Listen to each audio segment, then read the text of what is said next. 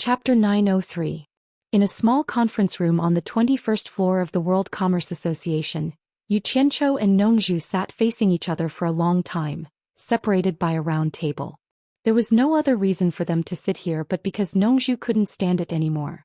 Not only did he listen to Yu Qianzhou's orders all day, but most importantly, Yu Qianzhou always made him do odd jobs and make him do anything that was embarrassing.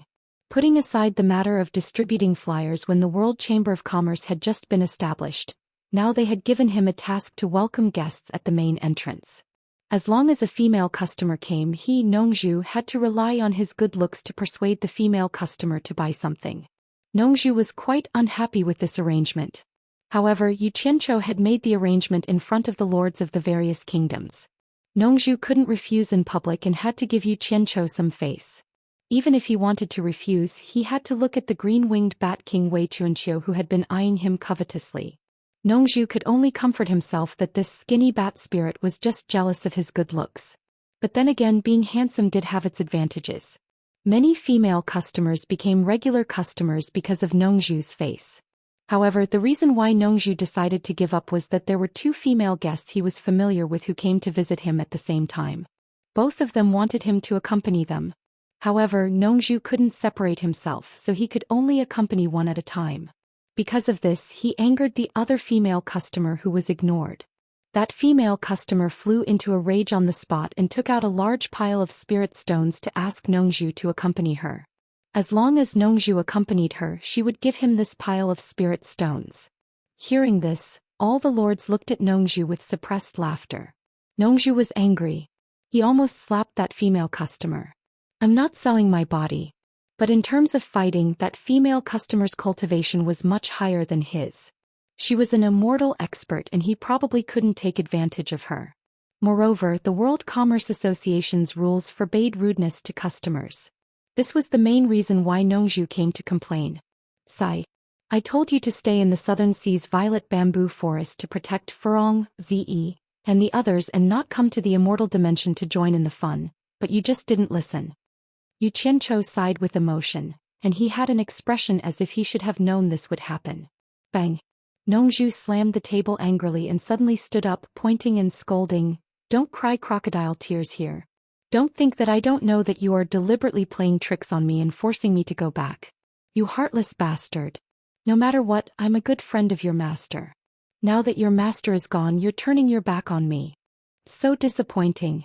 Yu Qianzhou wasn't angry at all. He leaned back on the chair and shrugged, "I really didn't force you. Everyone came to the immortal world to conquer the world, so we naturally have to play to our strengths. Think about it.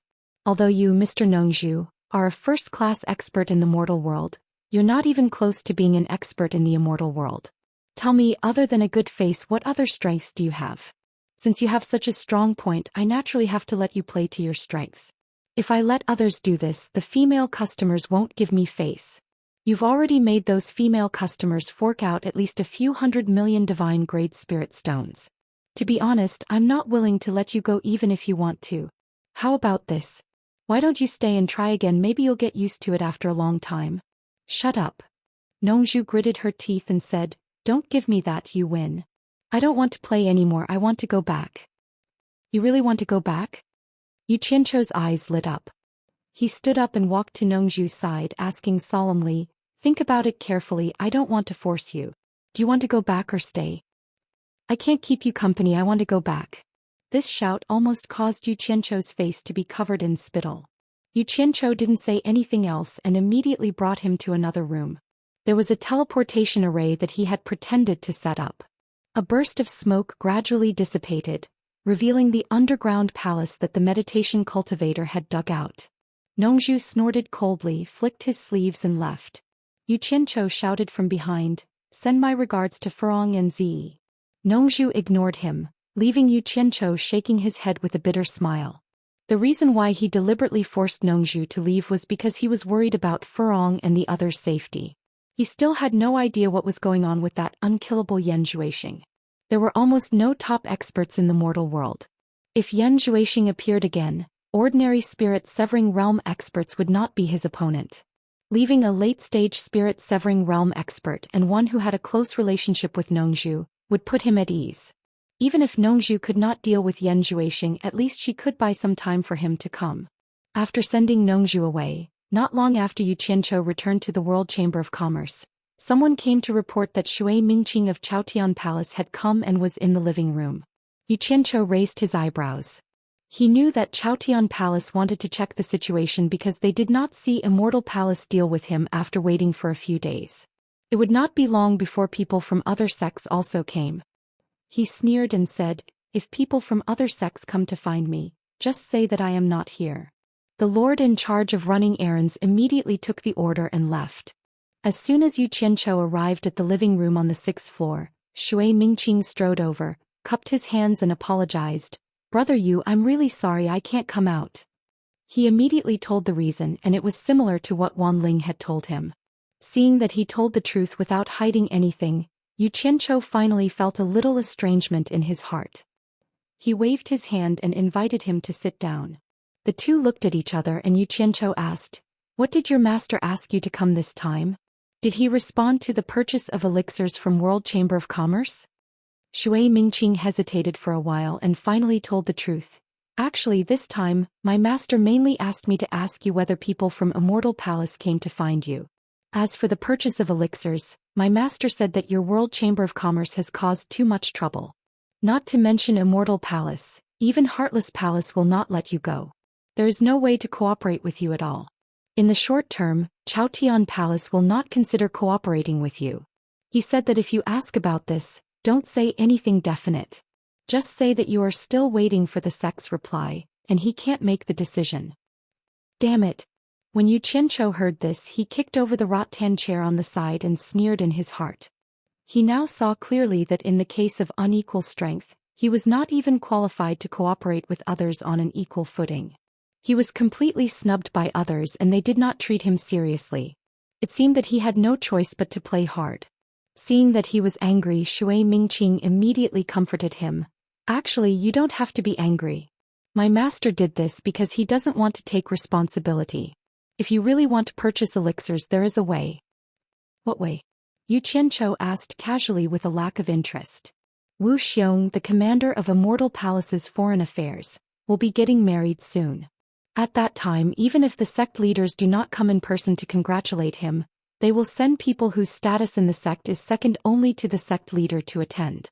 Chaotian Palace naturally cannot avoid it. You and Mu Tianjiao are friends. Why don't you take the opportunity to go to congratulate her and contact the people in Chaotian Palace who can speak to you directly, so that you don't have to push the blame to my master here?" Shui Mingqing came up with such an idea. "I will go to Mu Tianjiao's wedding." Yu Qianchou pondered and suddenly set up a soundproof enchantment. He dragged the rattan chair to sit closer and asked, "Can you find a way to help me get the elixir recipe of your Chaotian Palace?" This. Shui Mingqing was shocked, but he knew that he was tied to Yu Qianchou's boat. He couldn't help but smile bitterly. It's not difficult to get some ordinary elixir recipes that the disciples in the sect use to practice. But that kind of elixir recipe doesn't seem to be a secret in the immortal world. You can also ask about it elsewhere. I think the elixir recipe you want is not such an ordinary elixir recipe. Yu Qianchou chuckled, sat up straight and said, "To tell you the truth, we are brothers, so I have nothing to hide from you. I originally wanted to purchase elixirs from your Chaotian Palace through normal channels, but your Chaotian Palace simply disdains to earn our little money. Since that's the case, there is nothing more to say. I am a straightforward person and I don't have so many twists and turns in my mind. I don't care what kind of elixir recipe it is, I want all of them. You can think of a way to help me borrow a copy of these elixir recipes." He still had some self-cultivation. Although to put it bluntly, he still used the word borrow in a roundabout way, so that it wouldn't sound too bad to say, steal. Shui Mingqing was so shocked that he jumped up and waved his hand repeatedly. "This is impossible. I haven't even broken through to the immortal realm, and I don't even have the qualification to enter the scripture-seeking pavilion. How can I steal all the elixir recipes? What's more, the real top elixir recipes are carried by my sect leader. I can't even get close to him, so how can I steal things from him?" "No hurry, don't worry. I'm not even in a hurry, so why are you in a hurry? Sit down and talk slowly." Yu Qianchou waved his hand to comfort him. He knew that he was a little too hasty, but there was no other way. He still had a large group of brothers waiting behind him. How can I not be anxious? Brother Yu, this is too dangerous. Don't scare me. I really can't do anything. Shui Mingqing said with a bitter smile. There is always a way to solve things. Aren't we discussing it? Yu Qianzhou coughed and said with a smile, is your scripture-seeking pavilion the place where elixir recipes are kept? Not only elixir recipes but also the various cultivation techniques of my Chaotian palace. Seeing that he still didn't give up, Shui Mingqing put on an attitude of explaining the pros and cons and said in detail, elixir recipes and cultivation techniques are divided into levels. Only when you have reached the corresponding cultivation level will you be qualified to enter the corresponding level to read. As for the scripture-seeking pavilion, outsiders can't barge into it at all. Not only are there many experts guarding it from the outside, but there are also experts on every level. Most importantly, every Jade archive has a restriction placed on it. It can't be duplicated and it can't be taken out of the scripture-seeking pavilion. Otherwise, the contents of the Jade archive will immediately self-destruct, and you won't be able to get anything out of it. Furthermore, the guards will be alerted the moment the Jade archive self-destructs. Think about it, under such strict protection who can steal it? Chapter 904. Hearing this, Yu Qianzhou's first reaction was that it was a bit like supporting Immortal Island back then, but presumably the Sutra Depository of supporting Immortal Island would be more tightly guarded. However, Yu Qianzhou didn't think much of it. With his own means he could get the Sutra Depository of supporting Immortal Island back then. Now Chaotian Palace might not be an iron bucket. As the saying goes, there's always a loophole in 100 secrets. He could study it carefully. After some thought, Yu Qianzhou asked slowly, you just said that the top pill recipes of Chaotian Palace are with your sect leader. What kind of pill recipes are they? You still don't give up? Shui Mingqing paused and said, that's right, the sect leader carries them with him. It said that those pill recipes refine golden pills that seize the fortune of heaven and earth and have extraordinary effects. However, it's useless even if you have the pill recipes because the immortal herbs used to refine golden pills are hard to come by.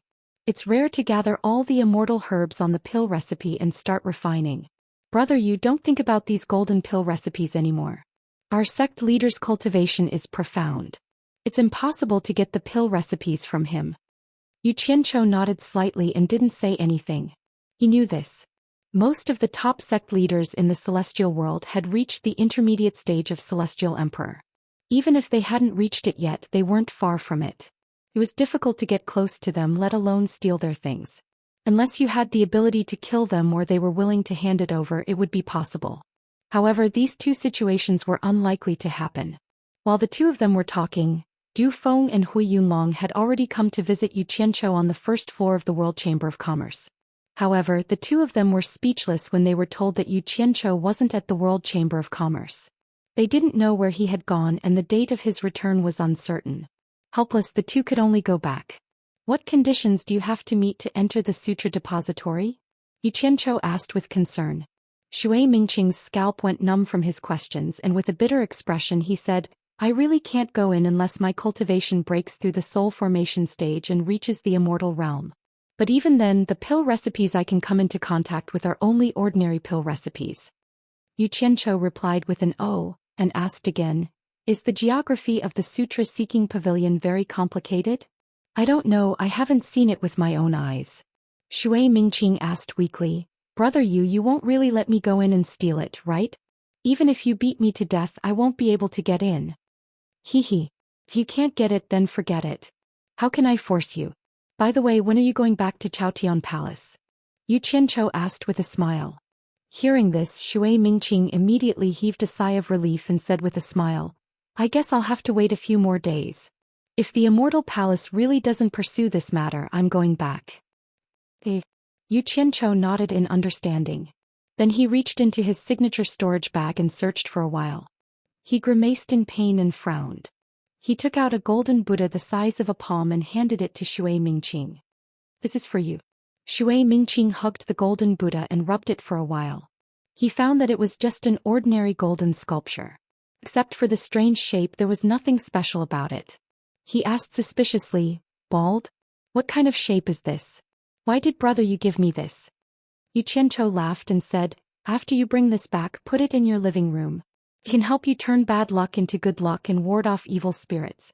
Just take it as a gift from me. Shui Mingqing was stunned. He couldn't help but hold the golden Buddha and carefully search it again. In the end, he still couldn't find anything special about it. He asked doubtfully, "Does this thing really have such a magical effect?" "Hey, I'd rather believe it than not. Just take it as an auspicious effect," Yu Qianzhou said perfunctorily. "All right, then I thank Brother Yu for his kindness. I can't stay any longer. Master's still waiting for my reply." Shui Mingqing stood up and said goodbye. Yu Qianzhou didn't ask him to stay. He sent him to the stairs. Looking at Shui Mingqing, who was going downstairs, he didn't forget to wave his hand and said, "Brother Shui, don't forget to put that thing in your living room. You must remember. It can ward off evil spirits and ward off disasters." Shui Mingqing raised his head and looked at him affectionately. He was so touched that he couldn't speak. He just pursed his lips and cupped his hands at Yu Qianzhou, then resolutely went downstairs. After watching Shui Mingqing disappear downstairs, Yu Qianzhou pulled out his right hand from behind his back. A trace of pain flashed across his face. There was a small cut on the tip of his index finger, and there was still a trace of blood that hadn't dried yet. Then he sucked on it and muttered as he walked back, "What an idiot. Wouldn't it be over if he just wrapped a small silver ball in it?" He wasn't scolding anyone but himself. This was because the golden Buddha statue he gave to Shui Mingqing contained a drop of his blood essence.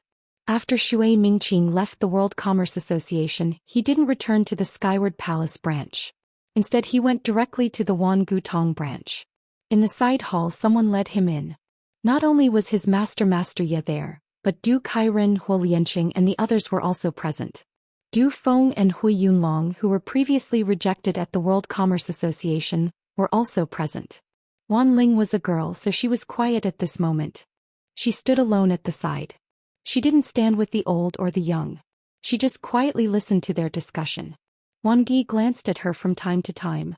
He didn't participate in the conversation with Du Kairen and the others. When they saw Shui Mingqing come in, they all looked over. Master Ye impatiently asked, "Mingqing, did you see Yu Qianzhou?" Shui Mingqing was stunned. He didn't know why his master would ask this. Wasn't he going to see Yu Qianzhou? Of course he saw him. He didn't know that not long after he was sent by Master Ye, Du Kairen and Huo Lianqing also sent their sons to find out what was going on. Who knew that they would be rejected by Yu Qianzhou? Shui Mingqing bowed and said, "I saw him. The two of us just chatted for a while." After hearing this, Master Ye looked at the others with a proud expression. His disciple was indeed well connected. He was better than most people when it came to interpersonal relationships. At the very least, he was better than Du Kairen and Huo Lianqing's sons. Their sons were also friends with Yu Qianzhou, but they didn't even see him. Du Kairen and Huo Lianqing looked at each other and couldn't help but let out a cold snort. Du Kairen sneered and said, "It seems that Yu Qianzhou was rejected by us last time, so he immediately returned the favor. He's quite bold. He really thinks he's someone." Shui Mingqing was puzzled, but he couldn't say anything. Du Feng's expression was a bit awkward. Yu Qianzhou made him lose face, which made his father angry. Hu Yunlong felt the same. The two cousins looked at each other and didn't say anything. On the contrary, Wang Yi laughed and said, "He's quite bold, otherwise he wouldn't have provoked the Heartless Palace." There was a hint of mockery in his words, as if he wasn't afraid of the Heartless Palace, so why would he be afraid of the Spirit Cultivation sect? Master Ye also laughed and waved his hand, then he asked Shui Mingqing, "What did Yu Qianzhou say? Did the people from the Immortal Palace not cause trouble for him?" Shui Mingqing replied, "This disciple asked him about this matter and he said that there was nothing going on. This disciple was thinking too much and worried about nothing." Master Ye frowned and said, "This is strange.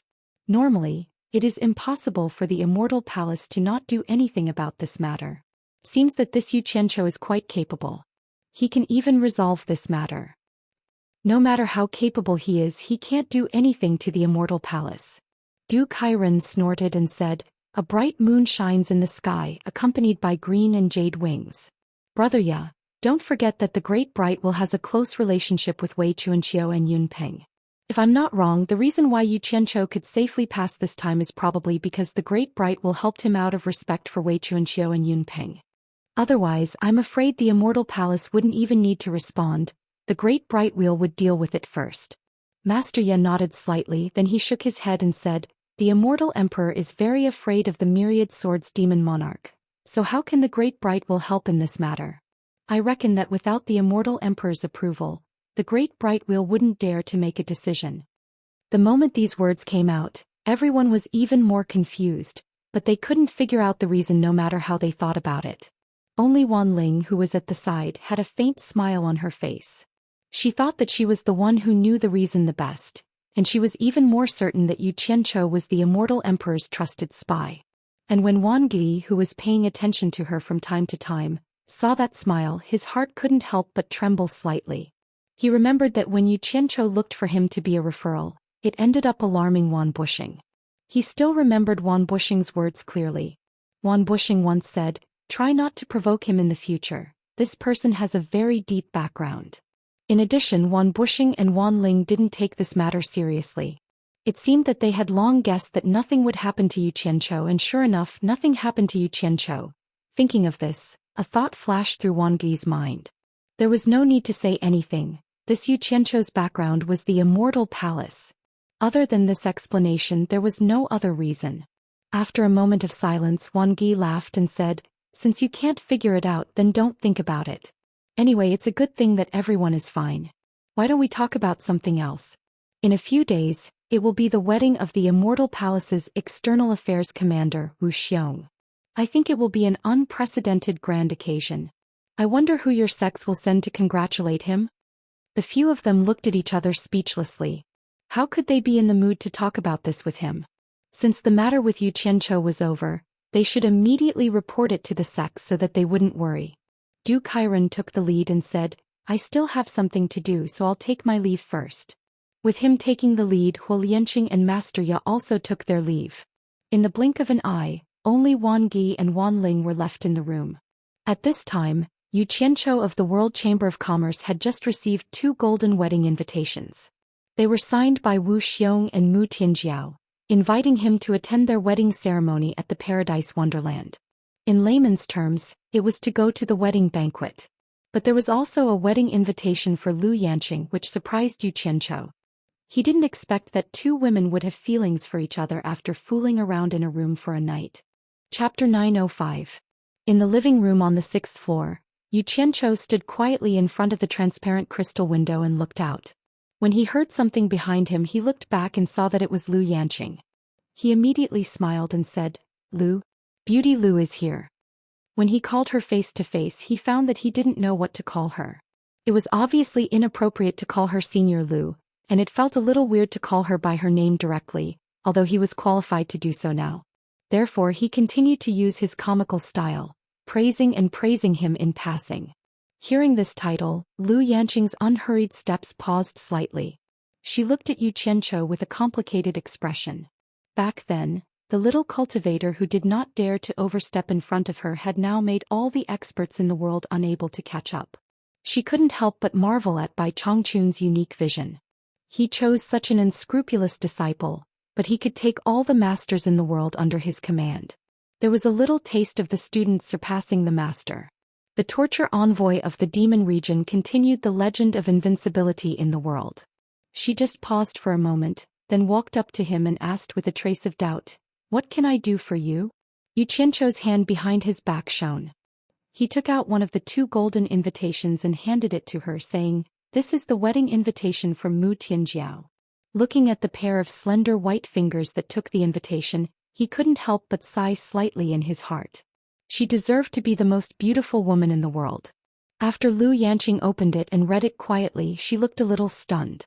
Obviously, she didn't expect that she would send an invitation to herself after just one night with Mu Tianjiao. She looked up at the other invitation in Yu Qianzhou's hand and asked lightly, "Can I go?"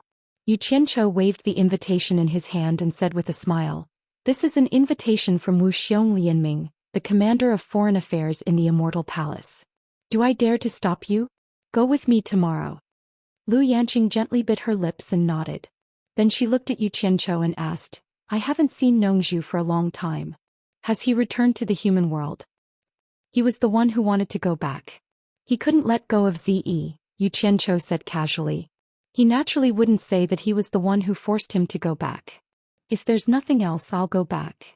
Lu Yanqing said with a bitter smile. Wait. Yu Qianzhou called out to her. Lu Yanqing stopped and looked at him. He scratched his head in distress and said, we can't go empty-handed to drink other people's wedding wine. He had to bring some congratulatory gifts. But now his identity is different. If the gift is too small, he won't be able to accept it.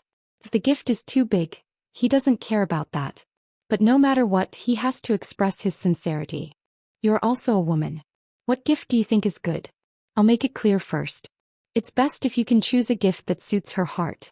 After all, her identity is different now. Maybe in the future we will need her help. This. Lu Yanqing was stunned. She didn't seem to be used to his straightforward profiteering. After pondering for a while, she frowned and said, I didn't expect her to really invite me. She said it that night and I thought she said it casually. I remember she said that she hoped I could play a song you made as a gift for her. Do you agree? The corner of Yu Qianzhou's mouth twitched. He said awkwardly, do as you wish. Then what should I give her? Lu Yanqing's eyes lit up. She bit her lips and said, I think she likes the song you made. Why don't you make another one and give it to her as a gift? I think she will be very happy. Ugh. Yu Qianzhou waved his hands in fear and said, forget it, it's too disgusting. No matter what, I am still the dignified sect leader of the world commerce. If I do such a thing in front of everyone's eyes, I will be suspected of flattery. In the future I will be criticized by others. Since you are also a member of the world commerce, I'll just find a gift to make do with it. That's it. Hearing him say this, Lu Yanqing was a little disappointed. She could no longer hear his new song, but she knew that she did not have the qualifications to control him. She nodded and said, if there's nothing else, I'll go back first. Seeing that Yu Qianzhou did not say anything, she quietly turned around and left. After she left, Yu Qianzhou immediately frowned and walked upstairs with a heavy heart. The reason why he was so worried was because he knew that he had offended a few people in the ruins of God, especially the Heartless Palace. As long as he left the illusory Immortal City, the Heartless Palace would most likely take the opportunity to kill him, so he had to find a helper. Currently, the only people in the world commerce that could help him were Wei Chunqiu and Yun Peng. If he pulled these two experts over, as long as nothing unexpected happened, it should not be a problem. Right now he was most worried about Bai Suzhen's safety here. However, after thinking about it, he felt that there wouldn't be any problems. Who in the immortal world would dare to make a move in the illusory Immortal City? If it really didn't work out, he would temporarily send Bai Suzhen back to Utopia. Yu Qianzhou arrived at the door of his room on the 22nd floor. Just as he was about to observe the movements inside through the crack in the door coincidentally opened. Wei Chunqiu was startled and immediately shouted with a frown, "What are you peeking at again?" Yu Qianzhou glanced inside and saw that Bai Suzhen was floating in the air with her eyes closed. A white pearl was suspended above her head, emitting a faint light. Strands of white light seeped out from the pearl and circled around Bai Suzhen's body, causing Bai Suzhen, who was sitting cross-legged, to be enveloped in a misty white light. Her dignified and peaceful scene was like Guanyin Bodhisattva descending to the mortal world. The scene was extremely magical. However, before he could take a few more glances, the door was immediately closed by Wei Chunqiu. "I didn't peek. I came to look for you." Yu Qianzhou's gaze was cut off by the crack in the door as he smiled awkwardly. "Looking for me?" Wei Chunqiu casually set up a soundproof barrier and said snappily, "What's the matter?" Yu Qianzhou chuckled and immediately told him about the invitation he received. In the end, he said weakly, "Considering that this trip is a little risky, I would like to invite you and Yunping to come with me. Aren't you very capable? Are you afraid of death?" Wei Chunqiu sneered resolutely. "I'm not going." Yu Qianzhou became anxious on the spot. "Bat King Wei, you can't go back on your words. You promised to serve me for 100 years. Wei Chunqiu expressionlessly raised his chin and said, "It's not that I'm not keeping my words, but Bai Suzhen's cultivation has reached a critical moment. She's just at the beginning of her cultivation. She can't be disturbed in any way. I have to stay here to watch over her and protect her. Do you think I can leave?" Yu Qianzhou was immediately dumbfounded. This reason was enough to shut his mouth. For the sake of Bai Suzhen's safety, what else could he say? He smacked his lips and turned around helplessly. "Looks like I can only ask Senior Yunping to accompany me. There's no need to look for him. I've instructed him to watch over upstairs and not allow anyone to approach this floor from the outside. I'll guard inside and he'll guard outside. Wei Chuanqiu said word by word. I have to ensure my daughter's absolute safety. No one is allowed to endanger her safety, not even you. Then what about my safety? Once I leave the hallucinatory Immortal City, I'll most likely be targeted by the Heartless Palace. Yu Qianzhou anxiously said, think about it. If something happens to me, your daughter will definitely be sad. Can you bear to see your daughter become a widow? Wei Chuanqiu's old face instantly twitched. In the end, he gritted his teeth and took out a jade talisman. He injected something into it and crushed it. A weak glow quickly dissipated in the air. Yu Qianzhou's eyes lit up. He knew of this thing. It was the communication method of immortal experts. The higher the cultivation, the further the communication distance. After a while, there was a weak fluctuation in the air. Wei Chuanqiu put on a listening expression and then looked at Yu Qianzhou. Yunpeng and I can't go, but the Great Bright Wheel and Wu Xiong are friends. He will go. I've already told him that he'll come here tomorrow and bring you along. With him bringing you, I think the Heartless Palace won't dare to touch you. Haha. All right. I won't disturb you then. After solving the problem, Yu Qianzhou laughed and left. It was naturally safer to follow the Great Bright Wheel. On the 11th floor, Lu Yanqing paced back and forth in front of a door. He seemed a little hesitant. Not long after, the door opened on its own. When Lan Feng saw it was Lu Yanqing and immediately smiled. I knew it was you from the sound of your footsteps. Do you want to come in? With that said, he stepped aside to make room. Lu Yanqing nodded with a smile and walked in. After looking around the simple furnishings in the room, she stood in front of the window. When Lan Feng closed the door and walked in, he asked curiously, "What's the matter?" This was the first time Lu Yanqing had come to his room to look for him. Lu Yanqing was silent. She took out the invitation and handed it to Lan Feng. I'll go with you Qianzhou tomorrow. I'm afraid you won't be able to see me and worry, so I'm telling you in advance. When Lan Feng held the invitation and looked at it for a while. Then he handed it back to her and sighed. I heard that the Paradise of Immortals is where the Immortal Palace is located. There are many experts there. It's a place I can't do anything about. What? Lu Yanqing, who was holding the invitation, didn't understand what it meant. When Lan Feng turned to face the window and smiled bitterly. In fact, it's not just the Paradise of Immortals. Maybe I can be considered an expert in the human world. But since coming to the immortal world, I've lost the qualifications to protect you. There are many experts everywhere in the immortal world. I don't even have the qualifications to protect myself, so how can I protect others? I've thought about this for a long time. It seems that it's time for me to leave you. What did you say? Lu Yanqing asked carefully. Are you going back to the human world? When Lan Feng shook his head and turned back to look at Lu Yanqing. He took a deep breath and smiled faintly. Only by cultivating in a higher level can one's cultivation be higher. Yanqing, when I'm not here, you must learn to take care of yourself. Chapter 906. You really want to leave? Leave us and cultivate alone in the immortal realm? Lu Yanqing asked helplessly. This was the first time when Lan Feng had told her that he wanted to leave her. When Lan Feng's eyes were filled with tenderness and reluctance to part, but she still nodded her head. Lu Yanqing said anxiously, with your current cultivation, it's too dangerous for you to go out alone in the immortal realm. When Lan Feng, don't be impulsive, think carefully. I don't want to leave you either, but I have to force myself to. I'm leaving today so that I can have the chance to stand in front of you again in the future. I'm useless now, I don't want you to look down on me. When Lan Feng's face was bitter. Why would I look down on you? We've always been good friends. Lu Yanqing's eyes were filled with tears. I beg you, don't take risks. If something happens to you, I'll lose my best friend. Something really happens, it's my fate. Death is all for naught. When Lan Feng's eyes suddenly became firm. But Yanqing, do you know? I have to take back what I lost. I'm a man, I want to take back the dignity that belongs to me. When Lan Feng. That's the courage that allows me to continue protecting you. If a man loses his courage, then he can no longer be considered an upright man. Do you know that I am anxious and hesitant every day?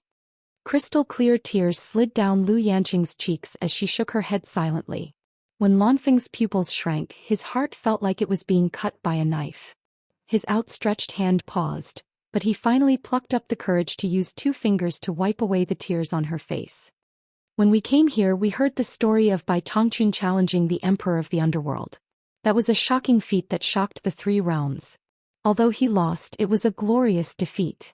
When Lan Feng withdrew his hand from her face and said with a sad smile, "We all know that Bai Chongchun is very strong because he has always been strong. He is an unsurpassable monument in the human world, a legend in the human world. But no one thought that he would be so strong to such a terrifying extent that his legend continued to be written in the underworld. He fought the 4 netherworld generals alone and was not defeated. Finally, he brazenly challenged the netherworld emperor, who only exists in our imagination. He's too powerful." Lu Yanqing burst into tears, her shoulders trembling. She said, "What do you want to say?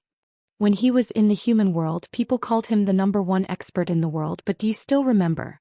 People call me the 2nd strongest after him." When Lan Feng took a deep breath and said, "He's too strong. I don't dare to hope to surpass him, but I want to follow in his footsteps and find myself. So I have to abandon all selfish and distracting thoughts and start to pursue my path to the pinnacle of cultivation. If I don't die when we meet again in the future, I hope we can be fated to protect you again." As soon as he finished speaking, when Lan Feng strode out without looking back, Lu Yanqing cried out behind him, "When Lan Feng." No. However, this time when Lan Feng didn't even look back. With unprecedented courage, he disappeared outside the door. Lu Yanqing chased after him. In the living room on the 6th floor, Yu Qianqiu looked out the window with his hands behind his back.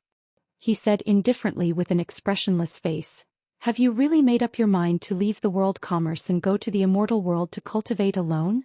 Behind him, when Lan Feng and Lu Yanqing stood side by side, Lu Yanqing looked at the 2 with anticipation.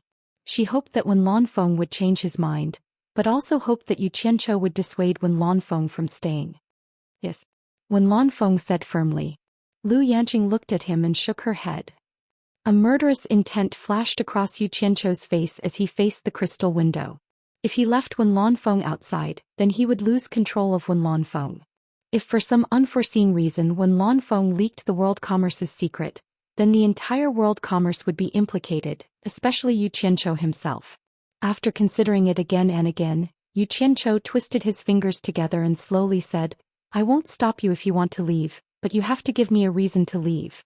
I can't treat the lives of everyone in the world commerce as child's play. Otherwise, even if I agree, they won't agree." Not to mention Wen Lanfeng, even Lu Yanqing felt the indistinct murderous intent on Yu Qianqiu's body. Lu Yanqing immediately panicked. She knew that Yu Qianqiu was the kind of person who would make a move when he said he would. Once he made a move, he wouldn't show mercy. Wen Lanfeng wasn't surprised at all. After dealing with Yu Qianqiu for so many years, she more or less understood Yu Qianqiu's nature. Instead, she calmly said, "I've already lost the ability to protect her. I hope to regain my ability to protect her." Yu Qianqiu slowly turned around to look at Lu Yanqing and said in confusion, "For her?" Then he nodded and said, "I understand. You can leave." "Thank you for your understanding. I have a request." "Speak." "I hope you can protect her safety." Just as when Lanfeng said this, Lu Yanqing shook her head with tears in her eyes and said, "Don't go." Yu Qianqiu glanced at Lu Yanqing and felt disdain in his heart. "When Lanfeng being able to come this far is all thanks to you. What else do you have to cry about?" He paused and said, "I will do my best to protect everyone in the world commerce, not just her. Leave quietly from the top floor. I don't want to alarm anyone." When Lanfeng nodded, thanked Huang Xiaolong once again and turned to leave. However, Lu Yanqing couldn't help but pull his arm. Before she could plead, Yu Qianqiu teleported and slapped her on the back. Lu Yanqing fainted and fell to the ground. When Lanfeng looked at Lu Yanqing lying on the ground, a bitter smile appeared on his face. "Don't you know how to have tender and protective feelings for the fairer sex?" Yu Qianqiu didn't want to talk nonsense. He took out a storage pouch and threw it to Wen Lanfeng. "I won't give you anything more. There are 100 million divine-grade spirit stones inside. Take care of yourself. If it's too dangerous and difficult outside, then come back. If you treat the world commerce as your home, then this is your home. Don't regard me as an outsider." "Thank you. I will not reveal any of the world commerce's secrets." When Lanfeng gave a guarantee, Yu Qianqiu smiled faintly. If you had made a bunch of solemn promises when I asked you the reason, then you would have died in my hands by now. A man's backbone is the guarantee that he would rather die than submit. I believe in this. Let's go. Leaving Lu Yanqing alone on the ground, the two of them left together. Yu Qianzhou sent Wen Lanfeng to the top floor. Watching the resolute Wen Lanfeng disappear into the distance, he couldn't help sighing. It was hard for him to believe that someone with Wen Lanfeng's character could survive alone in the immortal world. Everything could only depend on his fate. Returning to the 6th floor, Yu Qianzhou bent over to pat Lu Yanqing awake, then sat on the rattan chair opposite her. What surprised him was that Lu Yanqing sat up and looked around after waking up, but she didn't see Wen Lanfeng's figure. She asked in a daze. He left. He left. Yu Qianzhou replied faintly. Lu Yanqing sat on the ground in a daze, motionless. She didn't cry or make a fuss as if she had lost something precious. Yu Qianzhou looked at her silently for a while, then said slowly with a blank expression, "Actually, it's good that he left. At least it's not necessarily a bad thing for him. I really don't understand a woman like you. Since you can't give him anything, why do you still tie him with an invisible rope? He wants to get close to you but you don't allow it. He wants to leave you but you don't allow it. Then what do you want him to do? Do you want to drag him for a lifetime until he dies?" "I don't." Lu Yanqing subconsciously shook her head and argued. "Forget it, it's your own business whether you do or not. I can't control your thoughts. Don't lie on the ground. If others see you they will think that I did something to you. Calm down, we still have to go to the Elysium Fairyland tomorrow." Yu Qianzhou stood up and asked again, "Do you want me to ask Li Duxing to look after you?" Lu Yanqing shook her head, slowly got up, then slowly turned around and left blankly. After finding the stairs outside, he held the handrail with one hand and slowly walked up the stairs step by step. Just like that, he walked all the way to the rooftop and came to the edge of the rooftop. He leaned against the white jade railing without saying a word. Yun Peng, who was also standing on the rooftop, looked at her in surprise. Usually when she came up she would nod and say hello to him. But when he paid a little attention he found that there was something wrong with her mental state. Just like that, she stood there in a daze until the sky turned dark, and from the starry sky until the sun rose and the sky brightened. The next morning, Yu Qianzhou came to the rooftop early to wait after giving some instructions to his subordinates. He was mainly worried that Daming Luan would come early. After all, it was already very good that they were willing to bring him. How could he let them wait for a long time? As soon as he came up, he naturally saw Lu Yanqing, who had been standing here all night. However, he didn't know that Lu Yanqing had been standing here all night. He thought that she had come here to make preparations in advance like him. He walked to her and asked, "Have you thought it through?" Lu Yanqing looked at him and looked into the distance. She said lightly, "I've thought it through. You're right. I was wrong. In fact, I'm the one who should go." What a mess. Yu Qianzhou rolled his eyes and happened to see a golden light appear on the ground. It was Daming Luan. He quickly pulled Lu Yanqing to pay his respects. Daming Luan looked at Lu Yanqing in surprise. Obviously, he didn't expect that there was such a stunning beauty around Yu Qianzhou. He frowned and said, "You're taking her? Does Bai Suzhen know?" The meaning behind his words seemed to be, "Does your wife know?" Yu Qianzhou knew that he had misunderstood and quickly explained, "She's a friend of Mu Tianjiao's. She also received an invitation, so she's going with us." "So that's how it is." Daming Luan didn't ask any more questions. He released a flying shuttle and flashed on it. After the other two came up, he nodded at Yun Ping and drove the flying shuttle away. Chapter 907. A ray of light quickly flew across the sky. The great bright wheel drove the flying shuttle at a very fast speed, causing the depressed Lu Yanqing to look around in shock. This was the first time she had tried flying at such a fast speed. However, to Yu Qianzhou it was nothing. After all, he was someone who had seen it before. It was much slower than when he was sitting on Wei Chuanqiu and Yun Peng. In the immortal world, the illusory immortal city and the paradise immortal realm were both in the sealed immortal prefecture of the 13 great immortal prefectures, so the distance was not very far. But even so, with the great bright wheel's speed, it still took them half a day. After half a day, a vast sea of clouds appeared in front of them. The sea of fog faintly emitted colorful rays of light. Mountain peaks were faintly discernible in the fog, and there were all kinds of birds flying in and out of the fog. The beautiful scenery of the paradise immortal realm was too much for the eyes to take in. Yu Qianzhou and the others were clearly not the only people who came to congratulate Wu Xiong's wedding. The various rays of light flying in all directions were proof. Just as Yu Qianzhou and Lu Yanqing were looking around, the flying shuttle entered a dense layer of clouds and suddenly stopped. Yu Qianzhou asked suspiciously, "Have we arrived?" The great bright will turned around and glanced at them. "The two of you can alight here. The Paradise Immortal realm does not allow outsiders to fly without permission. It is not convenient for me to bring you into the Paradise Immortal realm in front of everyone. Follow this direction and there will naturally be people to receive you and make arrangements." Yu Qianzhou cupped his hands in thanks. "Thank you very much, master." Lu Yanqing also thanked him. The two of them then flew out of the flying shuttle. After the great bright wheel waved his hand and kept the flying shuttle, he turned into a ray of light and instantly flashed out of the dense layer of clouds. The two of them looked at each other like headless flies.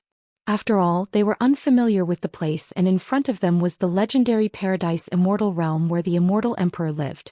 The two of them were somewhat nervous. But this was also good. It temporarily allowed Lu Yanqing to escape from her depressed state. After that, the two of them emerged from the thick layer of clouds. The streams of light that were flying in from all directions also revealed themselves and slowed down. After all, the Paradise Immortal realm was right in front of them. No one dared to barge in. Lu Yanqing had never seen such a big scene before. She carefully followed behind Yu Qianzhou, and Yu Qianzhou's skin was always thick. Although she was not familiar with the road, it was definitely right to follow the crowd. At first glance he seemed to be familiar with the road. Lu Yanqing is like a shy little wife, closely following behind Yu Qianzhou. Yu Qianzhou looks around and leads her to follow the crowd towards the sea of clouds and fog. Not long after, they arrived at the edge of the mountain range of the Paradise Immortal realm.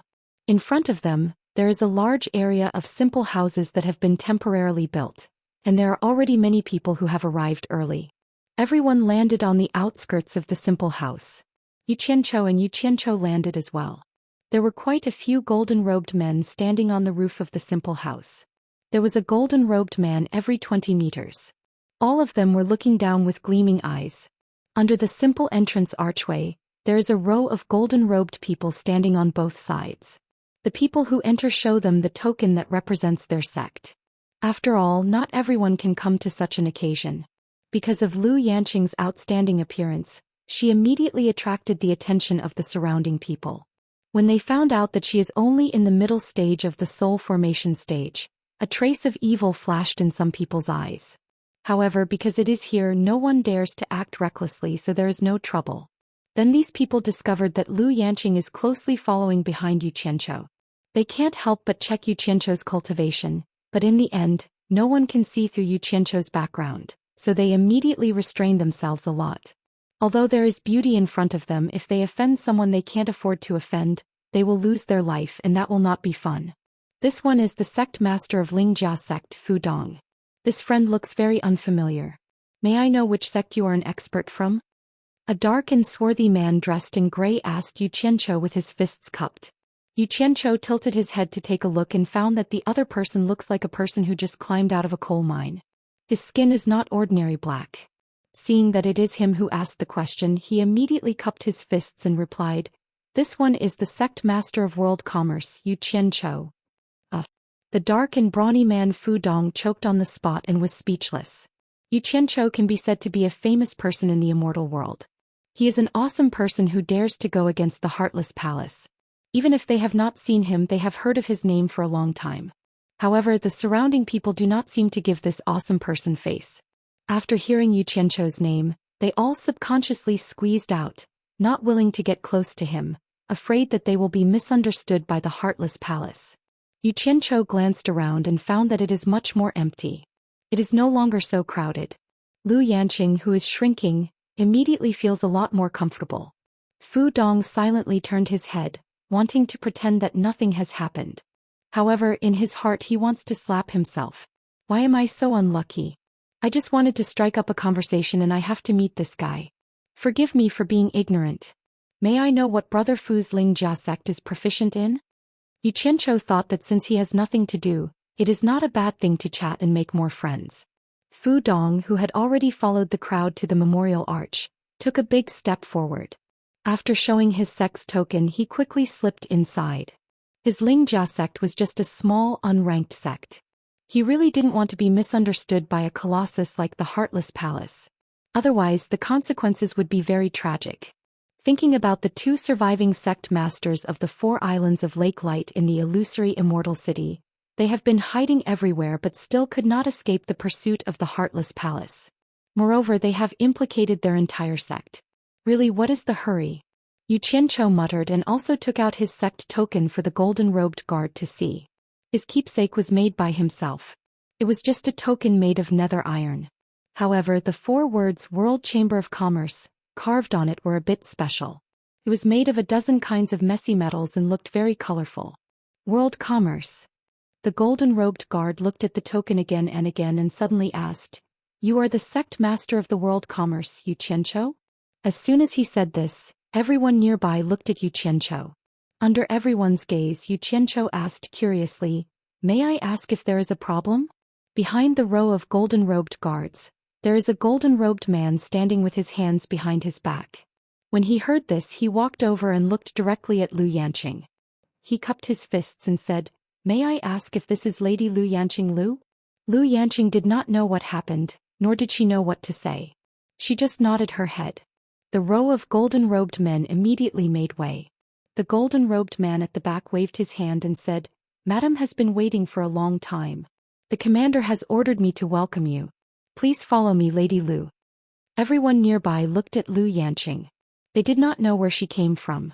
She actually alarmed Wuxia to personally send someone to welcome her. This was really a big deal. Lu Yanqing looked at Xianxia at a loss. Xianxia was stunned and then understood.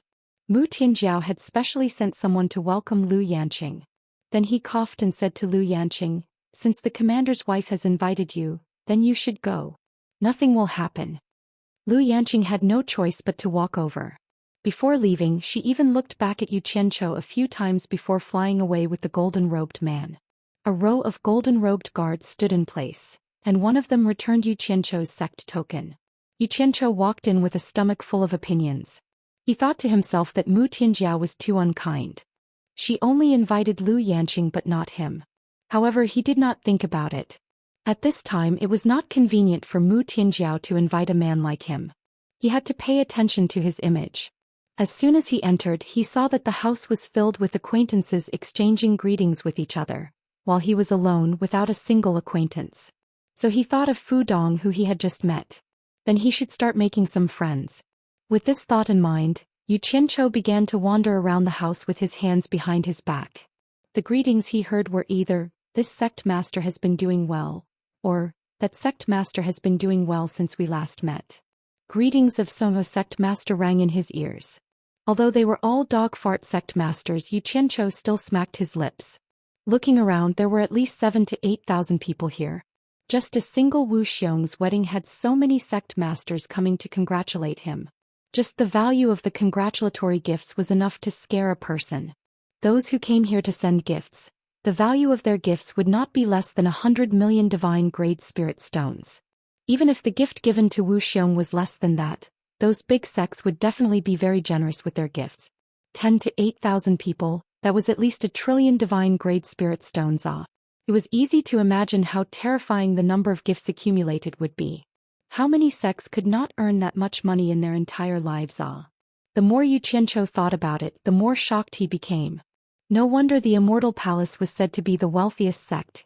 It would be hard for them not to be rich. This was just a senior commander's wedding. Xianxia sighed as he shuttled through the crowd. His eyes lit up as he finally found the swarthy sect master of the first spirit sect, Fu Dong, chatting with someone. If it wasn't for the fact that the other party's skin was black, he would have easily missed him due to the dazzling crowd. Xianxia immediately cut in, excitedly rushing to Fu Dong's side, cupping his hands in greeting. "Brother Fu, nice to meet you. I didn't expect to see you here, what a coincidence." Seeing him, Fu Dong's face tightened. One of the men chatting with Fu Dong sized up Xianxia, asking Fu Dong, "Brother Fu, may I know who this friend is? Can you introduce him to us?" "I dare not." Even without Fu Dong's introduction, Xianxia had already cupped his hands in greeting. "This one is World Commerce's sect master, Xianxia." The surrounding people turned to look at him. "Oh, So, it's Sect Master Yu. That man's face tightened, but he reacted quickly, cupping his hands in greeting. My apologies, I forgot something important. I'll take my leave first. With that said, he disappeared through the crowd. Hee hee. Yu Qianzhou shook his head with a smile. When he retrieved his gaze, he noticed that Fu Dong was walking in another direction without saying a word. Yu Qianzhou was slightly stunned, but he quickly chased after Fu Dong. Chapter 908. None of them were ordinary people. Plus, they weren't concealing themselves. How could they not know that someone was following them? Fu Dong turned left and right as he quickly walked to a relatively remote place with fewer people.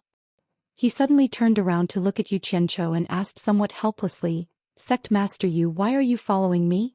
Yu Qianzhou was also feeling gloomy. He could tell that the other party wanted to rid himself of the suspicion.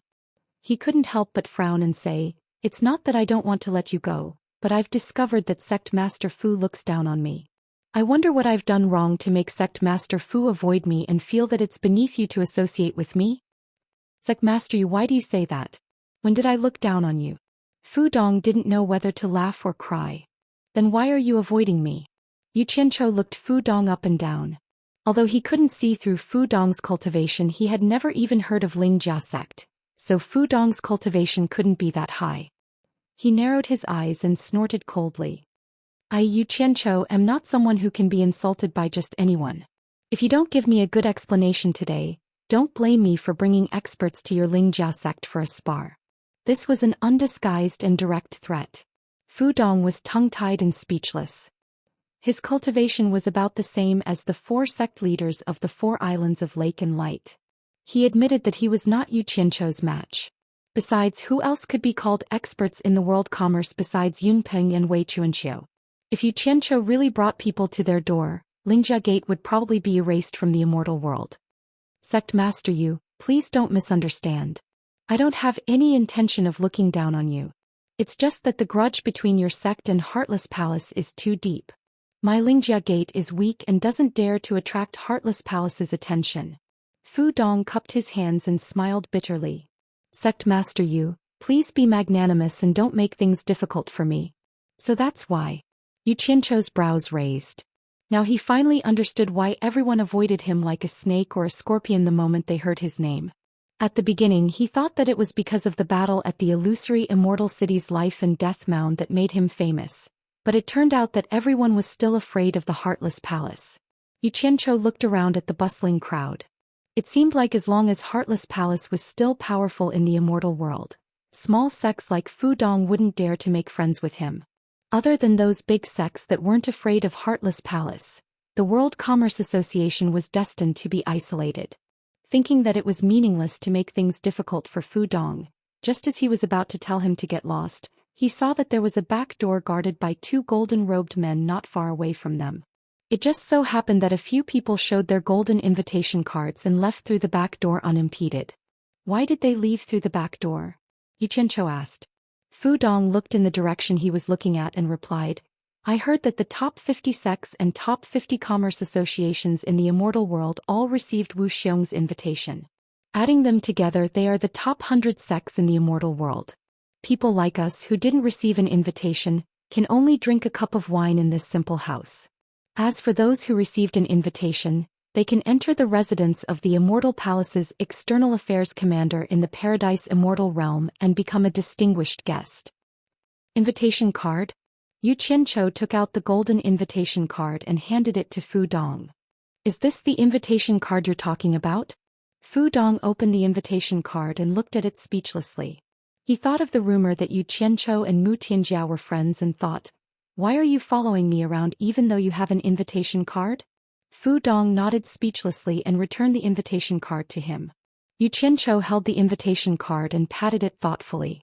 Then he cupped his hands at Fu Dong and said, I'll take my leave first, lest I make things difficult for sect leader Fu. If you're not afraid of Heartless Palace finding trouble with you, sect leader Fu, why don't you come to my World Chamber of Commerce when you're free?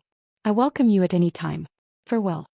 With that said, he strode to the back door and showed the golden-robed guard the invitation in his hand. After asking for the direction of Wu Xiong's residence, he smoothly left through the back door. Watching him leave, Fu Dong heaved a sigh of relief. He thought, I can't wait to hide from you, so why would I go to your World Chamber of Commerce? Holding the invitation card meant that Xianxia had obtained the right to fly within the mountain range of the Immortal Land of Bliss. However, this did not mean that he could roam freely within the Immortal Land of Bliss. There were guards at a certain distance in the air, monitoring those who came to attend the banquet, all the way to Wuxia's residence. Xianxia had no choice but to obediently fly forward. Along the way, his eyes would light up every time he caught a glimpse of all sorts of rare immortal herbs appearing in the mountains and rivers below. They were slender and elegant, so alluring. However, these rare and precious immortal herbs seemed to have lost their value here, no different from wild grasses in the barren hills. Xianxia saw with his own eyes a giant wild beast rolling on the ground, trampling an immortal herb worth several 100 million divine-grade spirit stones into dregs, causing him to feel heartache. Although it was an unintentional scene, Xianxia was inwardly apprehensive. The things that sects in the immortal world fought and killed each other for were things that the immortal palace did not even spare a glance for. One could see the immortal palace's wealth and strength at a glance. Curse that neighbor. Initially, Xianxia had prepared a stock of immortal herb worth 500 million divine-grade spirit stones as a congratulatory gift, but now he really couldn't bring himself to take it out. He couldn't possibly take out a stalk of wild grass as a congratulatory gift, right? On top of a mountain shrouded in clouds and mist, stood a majestic courtyard that resembled a crouching tiger and coiling dragon. Xianxia descended outside the high walls. The main entrance was a gatehouse, and on top of the gatehouse was a large golden plaque with the words External Affairs Grand Commander Manor engraved on it. There were golden-robed guards guarding the gatehouse from top to bottom. Xianxia took a quick glance around and his pupils suddenly shrunk. His entire body froze on the spot. In the distance, there was a mountain peak hovering in the sky, and on top of the mountain peak was a majestic golden palace shrouded in resplendent golden light. The majestic palace was faintly discernible amidst the clouds and mist, exuding a dignified and solemn atmosphere. At first, Xianxia thought that it was an illusion created by the multicolored sunglow, but upon closer inspection he discovered that it was true. The mountain floating in the air was actually the upper half of the mountain below. The entire mountain had been cut in half by someone. Half of it was on the ground, while the other half was inconceivably floating in the air. He truly had no idea how it was done. Immortal Palace. This word suddenly popped up in Xianxia's mind. He stood there silently for a moment, then slowly exhaled. In his heart he was almost certain that the palace hovering in the air was the Immortal Palace, because he couldn't think of any other palace that dared to stand above the entire blissful paradise. Looking around at the surrounding mountains, there were many that looked similar to the Wuxia residence, but only that golden palace hovering in the air was the only one. When Xianxia's gaze slowly moved away, his gaze paused on the second peak beside the main peak. It was as if he saw a crystal palace, different from the other palaces on the surrounding mountains. However, he didn't pay too much attention to it. Holding the golden invitation in his hand, he walked to the gatehouse. The guard opened the invitation and shouted, "The World Commerce Conference's guests have arrived." Chapter 909. Damn it! Do I need to shout so loudly to introduce my small World Commerce Association? Xianxia silently cursed. Standing at the entrance, he could already see a large group of people inside the wall. Each of them had an extraordinary aura. Those who could come here represented the various large sections. There was no need to guess to know what kind of experts they were. What gave Xianxia goosebumps was that after the guard called out his small World Commerce Association, the experts inside gave him too much face. They all turned their heads to look at him. Each of their gazes were like torches, causing Xianxia to almost shiver. That feeling was like taking a shower in a room and suddenly a wall fell down and a group of people happened to be standing outside, seeing her naked body, and there was no place to hide. Standing at the entrance, Xianxia was stuck between a rock and a hard place. After some delay, he walked in with a smile on his face. He nodded at the people looking at him in a friendly manner. However, most of them turned their heads back with disdain. It seemed like no one was willing to greet him. Xianxia also knew his place. He knew that they were looking down on him. This was very normal. After all, the World Commerce Association, whether it was strength or status in the immortal world, was far inferior to the various sections. To put it bluntly, they did not have the qualifications to gather with everyone. Moreover, the people here were usually arrogant people. There were 1 to 200 people in the courtyard. They were either in pairs or in groups of 3 to 5 as they chatted. Many people's gazes would faintly glance at Yu Qianchou, who was walking in alone. Yu Qianchou looked left and right and found that there was no one he knew. Moreover, he could see that everyone was not very friendly towards him. Thus he decided that it was best not to provoke them. Thus he obediently bypassed the crowd and walked to a pavilion in the corner alone. He sat down and looked around leisurely. However, everything was about karma. He couldn't be at ease even if he wanted to. Yu Qianchou, who was sitting leisurely in the pavilion, was suddenly startled. He saw a sturdy old man dressed in blue walk out from the crowd. The people who were chatting in the courtyard also looked over, and they all suspected that they were here to watch the show. Yu Qianchou could tell from the other party's clothing that he was from the Heartless Palace. The blue-clothed elder slowly walked into the pavilion. He looked down at Yu Qianchou with contempt and said, "Are you Yu Qianchou of the World Chamber of Commerce?" Yu Qianchou stood up with a smile on his face. He cupped his hands and said, "This junior is indeed Yu Qianchou. May I know how to address senior?" "Ignorant junior, do you think you are worthy of knowing this old man's name?" The blue-clothed old man said indifferently. The smile on Yu Qianchou's face gradually froze. The anger in his stomach instantly erupted. Just as he was about to retort, he heard someone laugh and say, "Xianxia, as a senior, why are you making things difficult for a junior?" A fat man walked out with a smile. It was Wan Bushing's youngest son, Wan Lihong. He had come to congratulate Wu Xiong on his father's great joy. Xianxia. Yu Qianchou was slightly shocked. He had heard of this person before. He was the grandfather of the person he had killed outside the ruins of the god. Did he know that he had killed his grandson? Xianxia tilted his head and sneered. "Wan Lihong, you are also a junior in front of me. Since when was it your turn to interfere in my affairs?" Wan Lihong walked into the pavilion nonchalantly. He first nodded at Yu Qianchou in a friendly manner, then turned to Xianxia and said, "Your eyes have always been on top of your head. How would I dare to interfere in your affairs? I just wanted to remind you out of goodwill that this is not your heartless palace. Don't be rash and make things worse. Otherwise, the one who will be embarrassed is you. What does it have to do with me? If you have the guts, why don't you jump here and watch? Be careful that you won't be able to return. But I don't think you have the guts to do that." Even though Yu Qianchou didn't know who Wan Lihong was, he could tell from Wan Lihong's clothes that he was a subordinate of Wan Gutong. Wan Lihong's status in Wan Gutong was probably not ordinary. Wan Lihong must know that he was an immortal emperor's secret agent. Otherwise, why would he come out to talk back to the Heartless Palace? Being exposed by Wan Lihong, Xianxia's face twitched. He indeed didn't have the guts to cause trouble here. He snorted coldly and ignored Wan Lihong. He stared at Yu Qianchou and asked in a low voice, "Let this old man ask you, why do you keep going against my Heartless Palace?" Yu Qianchou slowly stood up, his face expressionless as he replied, "When did I keep going against your Heartless Palace? Who's the one that keeps going against who? Everyone in the world has eyes. You can't just randomly accuse someone of something. Even though bullying others is a common thing in the immortal world, no one can deny that justice exists in the hearts of the people." Wan Lihong nodded in agreement. The others also exchanged glances with each other, a little surprised. They didn't think that Yu Qianchou would have such guts to speak to Xianxia in such a manner. Xianxia narrowed his eyes and said word by word, "You still dare to quibble? Do you want to die?" Yu Qianchou couldn't help but sneer. Now that things had come to this, he finally understood that there was a dead knot between him and the Heartless Palace that couldn't be untied even if he wanted to. No matter how much he endured, the Heartless Palace wouldn't let him go. Since that was the case, why should he endure it? At least here, the Heartless Palace wouldn't dare to do anything to him, so there was nothing to be afraid of. "Do you want to die?"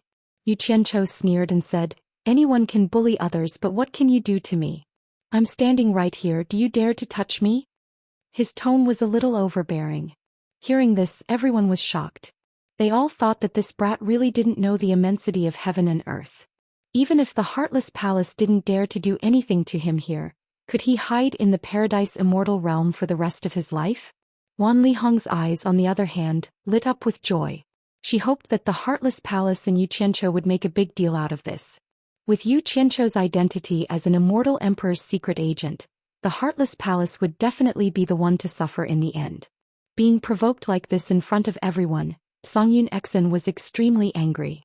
His entire body emitted a tyrannical aura as he said with a ferocious expression, "Let's see how long you can hide in the paradise immortal realm." Xianxia sneered and said, "You better shut your mouth. Since you've angered me, I'll fight it out with you right now. I want to see if you dare to fight me here or not." Hehe. The barefooted is not afraid of those wearing shoes. This old man's life is worthless, so I don't mind dragging an old dog like you down with me. The moment he finished speaking, suppressed laughter came from the surroundings. There were even people who laughed without restraint. Clearly, many people were happy to see Xianxia being insulted. "You dare to threaten me?" Killing intent suddenly erupted from Xianxia's body. He was truly angered by the other party's insults. He said fiercely, "This old man can't wait for you to make the first move. At that time, it would be natural for this old man to kill you in self-defense." "Kill you in self-defense? You were clearly the one who provoked me first. I was the one who was forced to retaliate," Xianxia said mockingly. "There are so many people watching. You don't have the final say. You have to ask how everyone will testify when the time comes." N. Wan Lihong, who was at the side, nodded emotionally when he heard this. Justice is in the hearts of the people. Since he was so cooperative, the meaning behind his words was very clear. Xianxia's expression changed slightly. He was arrogant, but he was not a fool. Usually, the various sects would give way to the Heartless Palace because they were not as strong as the Heartless Palace. However, if everyone really seized the opportunity to destroy the Heartless Palace, they would probably attack together. At that time they might really not be able to return. "You don't know the immensity of heaven and earth." Xianxia retracted his killing intent and said indifferently, "On account of Great Commander Wu, I will not argue with you for now. After this, I want to see what ability you have to leave this paradise wonderland." Throwing down a ruthless sentence, Xianxia turned and left.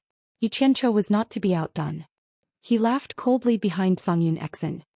"How I leave is none of your concern. In any case, you don't have the ability to make me stay." Xianxia looked back at him with a sinister smile. There was no need for him to say anything and he walked away unhurriedly. Everyone looked at Xianxia with pity. They reckoned that Xianxia would not be able to see tomorrow's sunrise. Wan Lihong, who was in the pavilion, did not have such worries.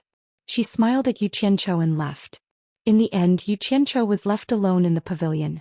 No one came to pay attention to him. He was very clear that if he did not have the ability, he did not have the qualifications to ask for help from others. If this Wan Lihong did not mistakenly believe that he was really the Celestial Emperor's trusted secret agent, she would not have come to help him. Who would want to offend a colossus like the Heartless Palace for a minor character? Just like this, the sky was filled with the glow of the sunset. Only then did the golden-robed guards from the Great Commander's residence come to receive everyone and invite them to the back garden. The back garden was filled with rows of tables and chairs. The tables were filled with all kinds of rare fruits and nectar. Once everyone entered the back garden, they all went into a house with an open door. They placed the gifts they brought on the long table inside the house, and after they came out they all sat down. Most of them sat at a table of 4. Xianxia followed suit. He also entered the house and placed his gift on the long table. After he came out, he looked around. Although there were still some empty tables, with his status he guessed that no one would be willing to sit with him. Thus he chose an empty table at the back and sat down. Looking at the table full of rare fruits and nectar, Xianxia was somewhat speechless. There was wine, but the dishes were made with these rare fruits.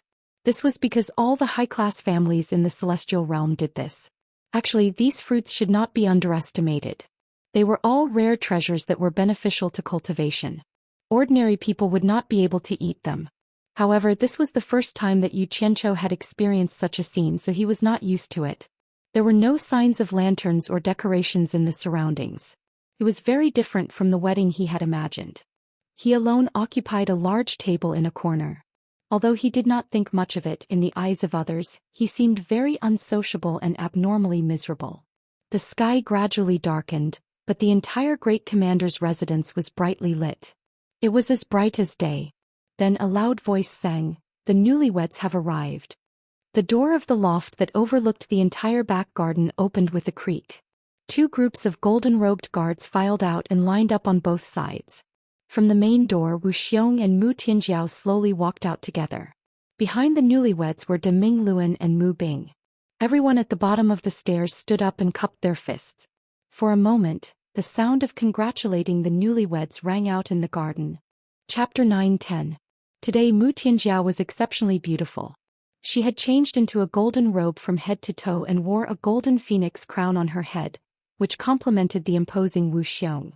One was a graceful and dainty heroine, while the other was the external affairs commander of the Immortal Palace who held great power. One soft and one hard, they were a match made in heaven. It was said that a woman was at her most beautiful when she married. Standing in the corner, Yu Qianzhou could not help but sigh. This Mu Tianjiao had indeed married the right person. With Wu Xiong supporting her, she would no longer have to endure so much hardship as a woman. Looking behind her, her father, Mu Bing, was scanning the crowd below with spirited eyes. He seemed exceptionally happy. It seemed that her father was also quite satisfied with this marriage. Beside Mu Bing, De Mingluan stood there expressionlessly. However, from the position he was standing at, it was the position of the groom's closest relative. Clearly, his relationship with Wu Xiong was not ordinary. On the steps, Wu Xiong looked around and raised his hand. Immediately, a golden-robed guard came over with a tray. Wu Xiong and Mu Tianjiao each took a cup of wine from the tray. Wu Xiong raised his cup with both hands and said, "Today is Wu Xiong's wedding. Wu Xiong is very grateful to all the heroes of the various sections. My wife and I would like to toast to everyone." The husband and wife looked at each other and smiled. They raised their cups at the same time and drained it in one gulp. Everyone below also raised their cups and drained it. After downing a cup of wine, Mu Tianjiao's bright eyes scanned the crowd below. She did not see Yu Qianzhou in the crowd. Finally, she saw Yu Qianzhou standing alone in the corner. She then looked at the elders of the various sects present and immediately understood. She could not help but feel a little ashamed and blame herself for not considering it thoroughly. Although she had invited him with good intentions, she had undoubtedly embarrassed him. There was no place for him here. Yu Qianzhou's position was actually the most conspicuous. Even Wu Xiong could not help but be startled when he saw him standing alone and miserable. De Mingluan only glanced at him for a moment. When Mu Bing saw Yu Qianzhou, he frowned. "There are colleagues of the Immortal Palace in the garden next door. My wife and I will take our leave. Please, everyone, drink to your heart's content." Wu Xiong cupped his hands to the crowd while Mu Tianjiao bowed slightly.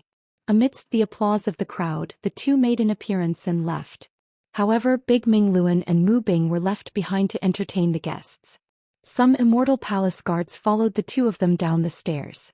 The two of them went to two sides and began to toast table by table. Mu Bing was particularly happy.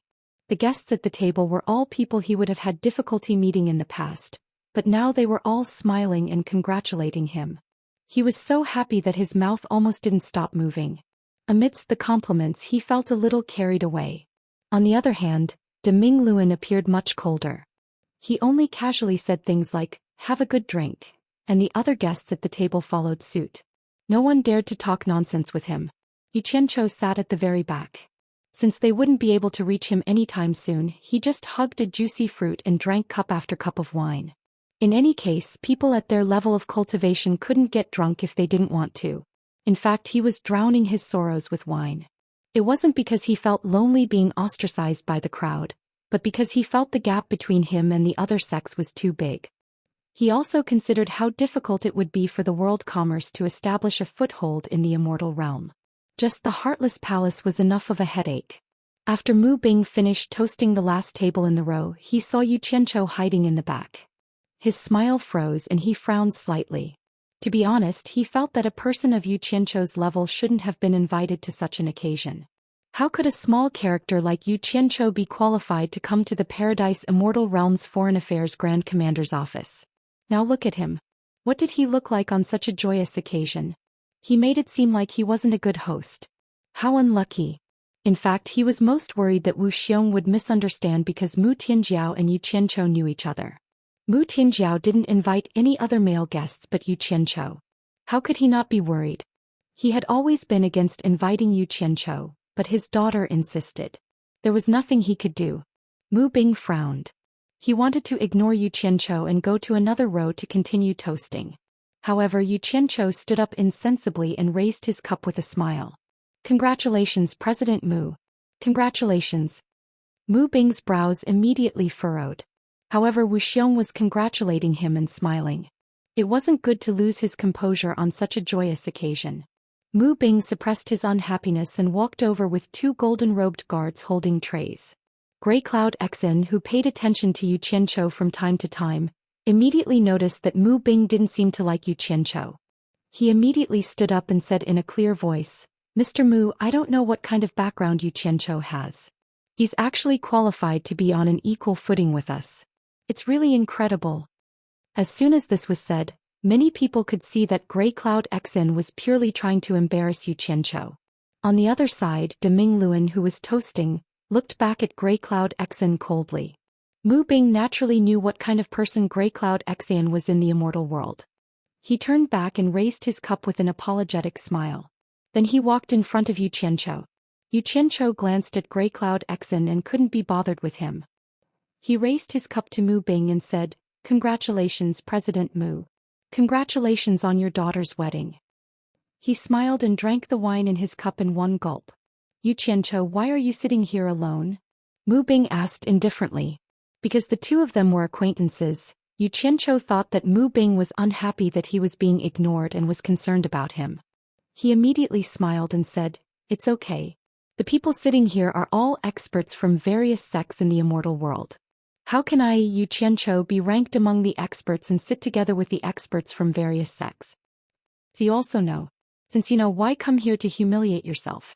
Do you think this is a place that anyone can come to?" Mu Bing snorted and didn't say anything else. He raised his cup and drank it in one gulp. Then he turned around and left, going to another sect to continue toasting. Yu Qianqiu had just refilled his cup.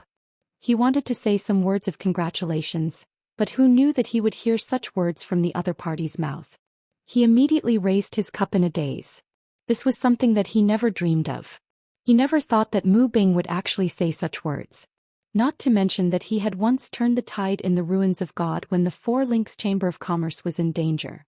No matter what, they had no enmity and even had some friendship. Taking 10,000 steps back, he had also received an invitation. He didn't shamelessly stick his face here. Moreover, even if he wanted to be thick-skinned and come to this place, he wouldn't be able to enter without permission. He was smiling and didn't do anything to let Mu Bing down, but why did Mu Bing slap his face in front of everyone? Didn't he know that if he hadn't saved his daughter in the ruins of God, his daughter wouldn't be where she was today? Yu Qianqiu couldn't figure it out. He couldn't figure it out even if he was given 10,000 reasons. He couldn't figure it out even if he was beaten to death. At this time, Yu Qianqiu didn't think about other aspects, nor did he think that it was Mu Bing's problem. Instead, he was in a daze. First, he reflected on himself. Had he done something wrong? Had he done something taboo on the day of his daughter's wedding? If that was really the case, then he shouldn't have done it. No matter what, Mu Tianjiao had invited him as a friend. If he made her feel uncomfortable on her wedding day, then that would be too much of a sin. However, he really couldn't figure it out. He didn't know what he had done wrong. The only thing he had done out of line was quarreling with Grey Cloud Xin. That shouldn't be a big deal, right? Moreover, this matter was provoked by Grey Cloud Xin, but Mu Bing didn't give him any face. What did I do wrong? Yu Qianqiu raised his wine glass and stood there in a daze. He constantly reflected on himself and asked himself, but no matter how much he thought about it, he couldn't come up with an answer. The people around him who were drinking to their heart's content would look over from time to time. No one would sympathize with Yu Qianqiu for suffering such a great humiliation. In their eyes, Yu Qianqiu wasn't qualified to be on equal footing with them. Only Wan Lihong shook her head slightly in the crowd. She didn't know what medicine Mu Bing had taken. Putting aside the fact that Yu Qianqiu's background wasn't something he could afford to offend, today was his daughter's wedding. How could he say such a shameful thing to a guest who came to congratulate him? Haha. Stop daydreaming. Mr. Mu's words are very clear. This isn't a place that Yu Qianqiu has the right to come to. Grey Cloud Xian's sarcastic words jolted Yu Qianqiu awake from his contemplation. He inclined his head only to see Grey Cloud Xian coldly laughing. Right now, I really suspect that your invitation card is fake. I hope the people from the Grand Governor's Manor can do a thorough check and see if there's someone who tried to sneak in. Yu Qianqiu ignored him and stared at Mu Bing. He suddenly asked loudly, President Mu, could it be that you really don't welcome me here? Mu Bing glanced at him and didn't reply. Instead he continued to toast the guests. This action was undoubtedly very clear. Yu Qianqiu was so angry that his face turned red. His body trembled uncontrollably and the wine in his wine glass was already sloshing out. He raised his voice again and asked, President Mu, could it be that you really don't welcome me here? Grey Cloud Xin stood up and sneered. What kind of place is this? What kind of occasion is this? Who dares to make such a fuss here? Mu Bing turned to look at the two golden-robed guards behind him and said indifferently, There are so many guests today. Don't let anyone disturb the Grand Commander's business. The two golden-robed guards understood and immediately teleported in front of Yu Qianqiu's table. Just as something was about to happen, De Mingluan suddenly appeared and blocked in front of the two guards. He stared at them coldly. The two golden-robed guards immediately bowed slightly, not daring to be impudent. De Mingluan took the wine jug from one of the men's tray and filled his glass with wine. When he put the glass back he shouted, Back off. The two of them hurriedly retreated. De Mingluan swept his cold gaze over Mu Bing and finally stared at Grey Cloud Xin. He asked indifferently, Grey Cloud Xin, what are your intentions in sowing discord here? Are you trying to ruin this joyous occasion? Today, on account of Wu Xiong's wedding, if you dare to be impudent again, don't blame me for being impolite. He then raised his glass to Yu Qianqiu and said, Sect leader Yu, please don't blame me for my poor hospitality. Chapter 9:11. Once the Great Radiant Wheel appeared, the worsening situation immediately calmed down. Mu Bing's expression changed slightly. Of course he knew what kind of person the Great Radiant Wheel was. It was the leader of the Chamber of Commerce Alliance. In the past, it would have been difficult for him to meet the Great Radiant Wheel. In terms of power, the Great Radiant Wheel was no weaker than his son-in-law Wu Xiong. For Wu Xiong to invite the Great Radiant Wheel as a guest, it was clear that the two had an extraordinary relationship. How could he disobey such a person? However, a sudden change in status often made people lose themselves. At this moment, Mu Bing was like a nouveau riche, feeling somewhat complacent. So many people he had to look up to in the past were now polite to him. He was somewhat at a loss. He had just expressed his dissatisfaction with Yu Qianqiu, but now the Great Radiant Wheel was toasting and apologizing to Yu Qianqiu in front of everyone. This was undoubtedly a slap in his face. This made him somewhat unhappy. Even so, he was not arrogant enough to dare object to the Great Radiant Wheel. He could only shut his mouth angrily. In his heart he had already listed the Great Radiant Wheel as someone who didn't care about him. To put it bluntly, he bore a grudge. Songyun Xian's expression also changed slightly. He hadn't expected the Great Radiant Wheel to disrespect Wu Xiong's father-in-law for Yu Qianqiu. He couldn't help but think of Wei Chuanqiu and Yun Ping, who resided in the World Chamber of Commerce. He already somewhat understood. In terms of cultivation, Songyun Xian was not weaker than the Great Radiant Wheel. However, there was a great disparity in their backgrounds. He wouldn't dare do anything to the Great Radiant Wheel in Paradise Wonderland even if he was 10 times more courageous. This was the Immortal Palace's territory. Moreover, this place wasn't far from the residence of the Emperor of the Immortal World. He had no choice but to shut his mouth. Chairman Mu, could it be that you really don't welcome me here? Yu Qianqiu ignored the Great Bright Wheel's toast of apology and asked the same question to Mu Bing for the third time with an ashen face. His voice and expression were already harsh, and he seemed to be unable to restrain himself. Everyone at the banquet was perfectly silent, yet they were secretly exchanging glances with each other, and their eyes were filled with ridicule. All of them were secretly ridiculing Yu Qianqiu for overestimating his ability and actually daring to repeatedly shout at Wu Xiong's father-in-law. His fate was already a foregone conclusion, and he was truly the one who brought this upon himself. Mu Bing abruptly raised his head, his eyes filled with rage. His current status was extraordinary. He was no longer the submissive president of the Four Links Chamber of Commerce who went around begging for help. He had a reverse scale, so how could he allow a mere Yu Qianqiu to question him like this? Mu Bing, who was on the verge of exploding, endured the cold gaze of the Great Bright Wheel. Yu Qianqiu, don't act recklessly.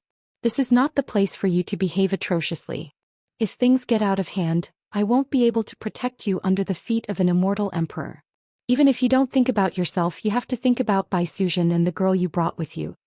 After De Minglun sent a sound transmission to warn him, he pushed his cup again and said, Commander Wu's wedding sect leader Yu, please give me face and drink this cup to appease your anger. Yu Qianzhou looked at the great bright wheel and was slightly shocked. He understood that he was indeed a bit too impulsive.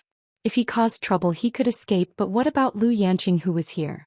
Most importantly, if he offended the Immortal Palace, the World Chamber of Commerce would no longer have a foothold in the Immortal Realm, and neither would he have a foothold. Suppressing the anger in his heart, he slowly raised his cup to his mouth and drank it in one gulp. Then he silently sat where he was without another word. Under the disdainful gazes of the crowd, he gradually calmed down. He never thought that Mu Bing, who was trembling with fear when it rained, was actually such a snobbish person. Moreover, he did it so ruthlessly. What a snobbish person. Actually, Yu Qianzhou didn't care about this kind of thing. He had seen too much of the hypocrisy of the world and how dogs relied on their master's power. However, he never thought that he would send his own face to be slapped by others. This was completely asking for humiliation. A sense of humiliation and resentment surged in Yu Qianzhou's heart, making him have the urge to slaughter Mu Bing on the spot. Seeing that Yu Qianzhou had calmed down, the great bright will finally heaved a sigh of relief. If something happened to Yu Qianzhou here, he really wouldn't be able to explain it to Wei Chuanxia when he got back. After sweeping his cold gaze across the audience, the great bright wheel turned and walked back to continue toasting. Seeing that Yu Qianzhou had admitted defeat after being humiliated, Grey Cloud Exon snickered coldly and sat down. However, these two sneers sounded so ear-piercing in Yu Qianzhou's ears. This was the mockery of the victor towards the loser. A kind person is bullied, a kind horse is ridden. If I don't fight back, wouldn't I, Yu Qianzhou, become a soft persimmon for anyone to pinch? Yu Qianzhou steeled his heart and immediately flew into a rage. With a bang, he slammed the table and stood up. He narrowed his eyes and stared at Grey Cloud Exon. Everyone's gaze suddenly focused on him.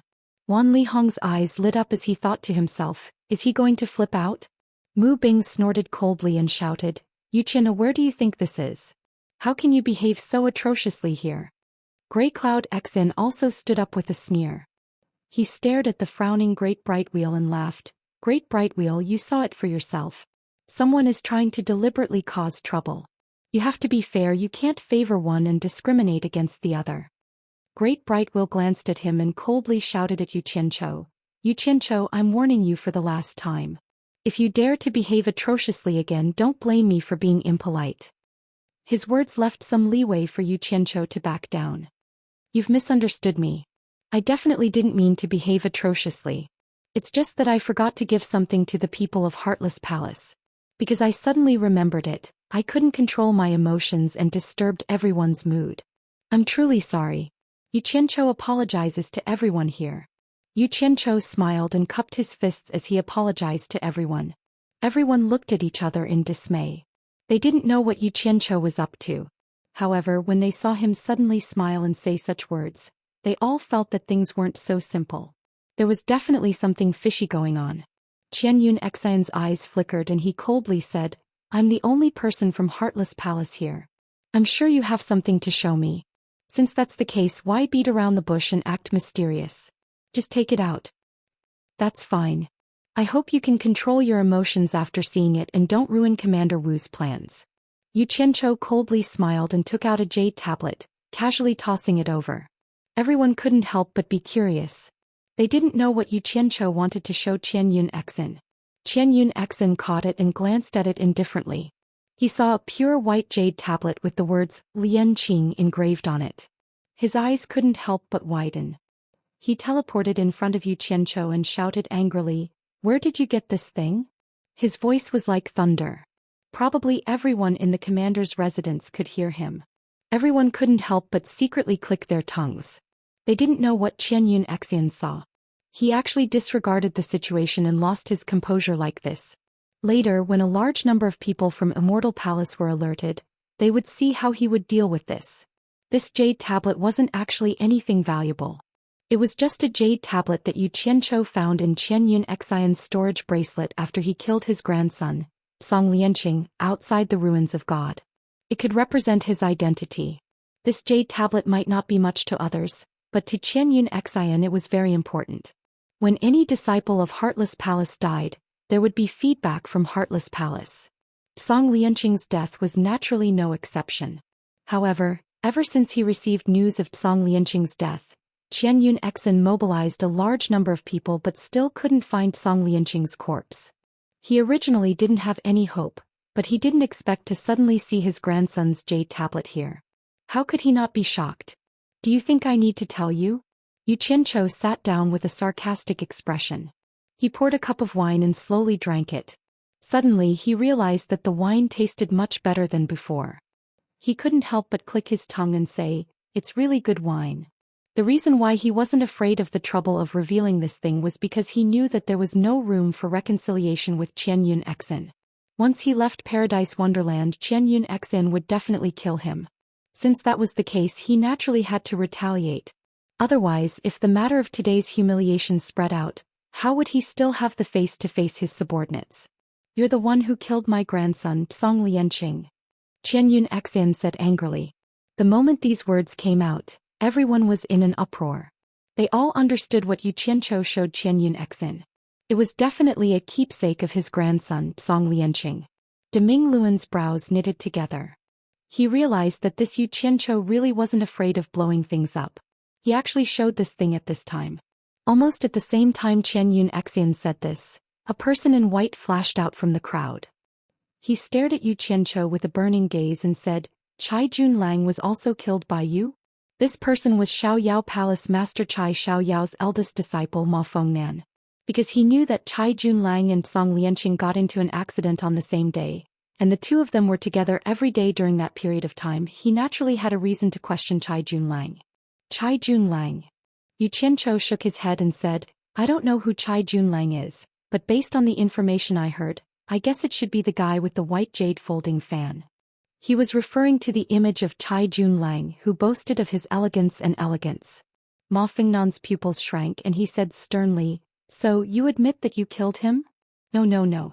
Please don't misunderstand. I didn't kill him." Yu Qianzhou pointed at Xianxia who wanted to kill him, and pointed at the jade pendant in Xianxia's hand. He said, "When I saw the guy with the white jade folding fan, he should be Chai Junlang." He seemed to be quarreling with the owner of this jade pendant over a woman. In the end, the two of them fought with their lives on the line. Unfortunately, Chai Junlang's skills were inferior, and he was killed by the owner of this jade pendant, Song Lianqing. He died a miserable death. I don't know what kind of deep hatred Song Lianqing has for Chai Junlang, but it's all because of a woman. Hehe. Chai Junlang begged for mercy before he died, but Song Lianqing killed him. He died a miserable death. The crowd was in an uproar again and they all turned to look at Wan Lihong, who didn't know that Song Lianqing and Chai Junlang had been fighting for Wan Bosheng's granddaughter, Wan Ling. The only person who could make the two of them fight at all costs was probably Wan Ling. In order to please Wan Ling, the two of them had fought more than once or twice. No one expected that they would be so ruthless this time and take each other's life. Chapter 9:12.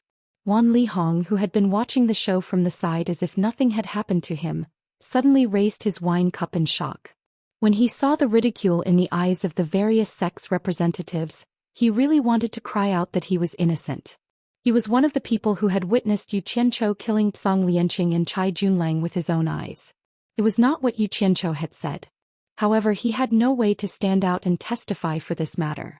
Firstly, he was wary of Yu Qianzhou's background and he really did not want to offend Yu Qianzhou. Secondly, these two people's deaths were really related to Wan Ling. If it wasn't for Wan Ling's intentional bait, these two people wouldn't have gone to Yu Qianzhou and ended up being killed by Yu Qianzhou in the end. Wan Lihong had an awkward expression on his face as he continued to drink his wine. Others might not understand, but he could see that this Yu Qianzhou was obviously trying to shift the blame for Chai Junlang's death onto Song Lianqing so that Xiaoyao Palace would find trouble with Heartless Palace. Thinking about it carefully, there might really be some trouble between these two sections. Chai Junlang was the only son of Xiaoyao Palace Lord Chai Xiaoyao. How could Chai Xiaoyao not seek an explanation from Heartless Palace? Even if he didn't, he would definitely seek an explanation from Song Yun Xin. In short, Song Yun Xin was in trouble. This Yu Qianzhou was indeed worthy of being an immortal emperor's secret agent. His methods were indeed ruthless. The moment he made a move, he wanted to make Zhou Xian suffer the consequences. Wan Lihong sighed lightly and continued to drink his wine. In any case, this matter had nothing to do with Wan Gutong, so he was too lazy to say anything. Naturally, Zhou Xian knew what Yu Qianzhou's words meant. His grandson's death was already in the past. What he was thinking about was how to take revenge for him. If Xiaoyao Palace Master remembered him because of this, even though he had the powerful background of Heartless Palace, it would still be a headache. Maybe one day, Chai Xiaoyao would vent his anger on him and secretly take revenge for his son. After all, his grandson was already dead. Grey Cloud Exon naturally couldn't allow this matter to be placed on his dead grandson's head. Otherwise, the trouble would extend to him. He immediately snorted coldly and said, "Ma Fengnan, don't listen to this guy's nonsense. He's deliberately sowing discord between our two families. You should know that everyone saw how Wan Ling took this kid away. If I'm not wrong, Lian Qing and Chai Junlang must have found him because of this, and in the end they were killed by him." Ma Fengnan naturally knew that this was a serious matter. After glancing at him, he stared at Yu Qianzhou and said, "Why should I believe what you said? What proof do you have? Testify? Believe it or not, it's up to you. Speaking of which, I was tricked by this Chai Junlang." Yu Qianzhou looked at the jade token in Grey Cloud Xian's hand and snorted coldly. "Before Chai Junlang was killed by Tsang Lianqing, he accidentally discovered me hiding in the dark and cried for help, causing me to be discovered by Tsang Lianqing. Hehe. I was just passing by and didn't want to interfere with their business. Who knew that this Tsang Lianqing actually wanted to kill me to silence me and recklessly chased after me? Hehe. He didn't have much ability, but he still dared to be so arrogant. I don't know where he got this habit from. He really brought this upon himself. How could I not retaliate and allow him to kill me? Hence I took his life and took his head." Everyone looked at each other and thought that this guy was really bold. He actually dared to openly admit that he killed Grey Cloud Xian's grandson. How could Grey Cloud Xian let him go? Sure enough, Grey Cloud Xian's eyes were about to pop out as he said sternly, "You admit that you killed me, son Tsang Lianqing?" The killing intent in his body suddenly surged out uncontrollably. Yu Qianzhou withstood the huge pressure from the other party's body and patted his chest as he sneered, "Since I dared to tell you the truth, there's nothing to hide. I will bear the consequences of my own actions. Your grandson Tsang Lianqing sought his own death and died in my hands. Whatever you want, I will accompany you at any time without hesitation." He admitted this without any hesitation because he knew that regardless of whether he admitted it or not, Grey Cloud Xian wouldn't let him go. Wan Lihong, who knew the truth among the crowd, sighed inwardly. If she hadn't witnessed the whole thing with her own eyes, she would probably have been fooled by this Yu Qianzhou as well. This guy really played his cards well. He was completely throwing caution to the wind and telling the truth. He was beating around the bush to prove that Chai Junlang was killed by Tsang Lianqing. This time it would be hard for the people present not to believe him. What made Wan Lihong feel helpless was that Wan Ling had confirmed the strong reason why Chai Junlang and Tsang Lianqing were killing each other. Presumably, Wan Ling's reputation in the immortal world would be even worse. Wan Lihong wondered how Wan Ling would react if she knew what had happened today. Grey Cloud Xian was already trembling with anger, but he was also a big shot in the immortal world. Of course, he knew that he should endure when he could. This wasn't a place for him to make a move. He gritted his teeth and said, "Yu Qianzhou, the moment you step out of the paradise wonderland will be the moment you die." Yu Qianzhou snorted disdainfully. He did not expect Zhou Xian to be able to endure this.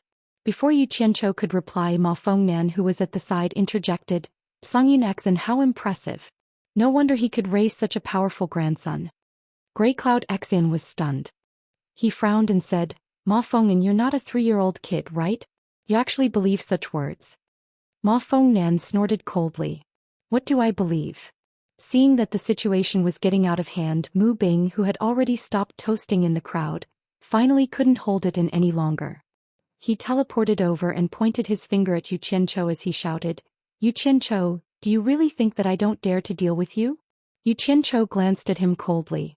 He resisted the urge to make a move. Instead, he cupped his fists at Mu Bing and said, "President Mu, why are you blaming me for their quarrel?" Mu Bing was instantly enraged by his retort. He shouted sternly, "How dare you? You still dare to quibble? Right at this moment, a dignified snort reverberated through the air. What's going on? Everyone turned to look. They saw an indifferent Wu Xiong holding the hand of Mu Tianjiao, who was wearing a phoenix coronet, walking out from the arched door next door. The two of them had also been disturbed by the commotion here. Behind them, a large group of golden-robed people appeared one after another. Each of them had an extraordinary aura. Their cold eyes swept across the crowd. They were all people of high status in the Immortal Palace. Clearly they had also been alarmed by the commotion here. The appearance of this group of people immediately gave everyone a great deal of pressure. None of them dared to even breathe loudly. Among these people were the Immortal Palace's Internal Affairs Grand Commander, who rarely showed his face in the Immortal World. There were also the Immortal World's law enforcement guards, who were feared by all the sects in the Immortal World. There were also the 24 protectors who guarded the Immortal Palace's Grand Throne Room. This large group of people were all at the early stage of the Immortal Emperor realm or above. A large number of them stood on the stairs. Could be said that there were as many experts as there were clouds. Wu Xiong saw Mu Bing, Songyun Exin and Ma Fengnan surrounding Yu Qianqiu. They were at daggers drawn. He didn't know what was going on. He cast a questioning look at the Great Bright Wheel and transmitted his voice to her. Great Bright Wheel, what's the meaning of this? Mu Tianjiao also seemed a little surprised. She didn't know why they were surrounding Yu Qianqiu. They had heard the commotion here before. They thought that nothing would happen with the Great Bright Wheel present. Who knew that the commotion here would not end? It was too outrageous. Everyone came to see what was going on. The Great Bright Wheel snorted coldly and replied, "It was originally nothing, but this is your family's business. Even I can't suppress it even if I wanted to. Let me congratulate you first for finding a good father-in-law. He's very impressive. You've really opened the eyes of all the guests here." Although the words were full of sarcasm, it was more or less to settle the matter in advance. In fact, it was also to protect Yu Qianqiu. It was to let Wu Xiong know that there was originally nothing going on. It was all because of his father-in-law. Wu Xiong stared at Mu Bing with a slight frown. He then swept his gaze over the few golden-robed guards and shouted in a deep voice, "What the hell is going on?" The golden-robed guards quickly rushed to the bottom of the stairs and saluted. However, thinking that the cause of this matter was Mu Bing's dissatisfaction with the guests, everyone turned to look at Mu Bing. No one dared to say anything because Mu Bing was the Grand Commander's father-in-law. They really couldn't afford to offend him. Moreover, they didn't dare to hide it from the Grand Commander. Thus they were in a dilemma. Wu Xiong saw the reactions of his subordinates. Combined with the sarcasm of the Great Bright Wheel, he more or less guessed that the cause of this matter was related to Mu Bing. He couldn't help but feel a little annoyed in his heart. Mu Tianjiao was also an astute woman. She more or less sensed something from the expressions of the guards. However, she didn't know what had happened. She looked at Mu Bing inquiringly, hoping that her father would send a message to her. Unexpectedly, when Mu Bing saw Wu Xiong and his daughter arrive, he suddenly felt that he had someone to rely on. He glanced at the Great Bright Wheel, which made him feel somewhat apprehensive, and immediately walked to the bottom of the stairs where his daughter and son-in-law were standing. He pointed at Yu Qianqiu and sneered, "This Yu Qianqiu has wantonly behaved atrociously here and angered the Heartless Palace's high consecrator Tsang. He has also deliberately provoked the relationship between the Heartless Palace and the Xiaoyao Palace. Even my attempts to stop him have been futile. It seems that the Grand Commander has to personally issue an order to punish him." Hearing this, Mu Tianjiao pursed her lips and stared fixedly at her father, still not saying a word. Wu Xiong also stood there without saying a word. In reality, he was listening to a subordinate's detailed report of what had happened. After listening, he tilted his head and glanced at Mu Tianjiao, then stared at Yu Qianqiu and indifferently said, "Yu Qianqiu, who gave you the courage to behave atrociously at this commander's wedding banquet?" The representatives of the various sects below all looked at Yu Qianqiu with pitiful gazes. They all reckoned that he was going to be out of luck. Only Wan Lihong didn't think much of it. He didn't think that anything would really happen to Yu Qianqiu. Mu Bing's face revealed a trace of complacency. Song Yunxin's expression showed that he couldn't wait to personally slaughter Wu Xiong. The representatives of the various sects all had expressions of pity or schadenfreude. Furthermore, the group of experts on the stairs looked at him as if they were looking at an ant. It turned out that in everyone's eyes, he was someone who could be easily bullied. Yu Qianzhou took in everything that was happening. A ruthless sneer surfaced in his heart, but his face was filled with endless grief and indignation. He cupped his hands towards Wu Xiong and said, "Reporting to Commander, President Mu's words have made the final decision. I have nothing to say and I don't want to defend myself. Just as President Mu said, I don't have the qualifications to attend the commander's wedding banquet. I overestimated myself and came here to humiliate myself." Chapter 9:13. Enough. Wu Xiong shouted and stopped Yu Qianzhou from speaking any further. His face gradually became cold. Regardless of whether Mu Bing was right or wrong, he had to protect Mu Bing today. To be more precise, he had to protect Mu Tianjiao. Taking 10,000 steps back, Mu Bing was now his father-in-law. Yu Qianzhou clearly had enmity with Mu Bing today, so he couldn't let him have a chance to cause trouble for Mu Bing. That would be the same as looking for trouble for himself. Those who could climb to his position were all decisive and ruthless characters. In just a blink of an eye, he had already sentenced Yu Qianzhou to death. The Great Bright Wheel immediately sensed this and narrowed his eyes. He transmitted his voice with a sneer. "Wu Xiong, although Yu Qianzhou has a close relationship with Wei Chuanqiu's group, if you want to kill him, I absolutely won't stop you. However, I have to remind you that Yu Qianzhou's life is not something we can decide. Before immortal monarch Wu Ji gives up on him, you better think thrice before you act. Don't provoke the immortal emperor's anger.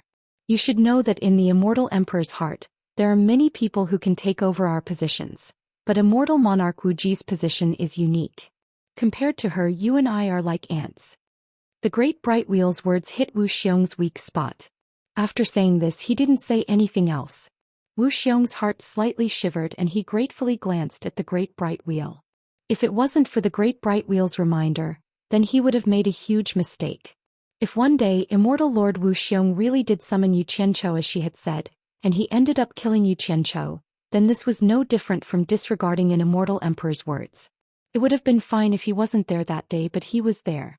The immortal emperor sparing Yu Qianzhou's life was useful, so how could he knowingly violate it? Yu Qianzhou, who was playing the tragic card, didn't know that his life and death had changed again and again in an instant. In order to account to his two brothers Wei Chuanqiu and Yun Ping, the Great Bright Will could be said to have grasped the pearl of wisdom and secretly protected him once again. "How dare you act so wildly here, humph? If today wasn't my wedding day, I wouldn't have let you off so easily." Wu Xiong stared at Yu Qianzhou and shouted, "Men! Expel him out of the Paradise Immortal realm." Although he wouldn't take Yu Qianzhou's life this time, he was determined to give face to his father-in-law. This was more or less to please his bride Mu Tianjiao.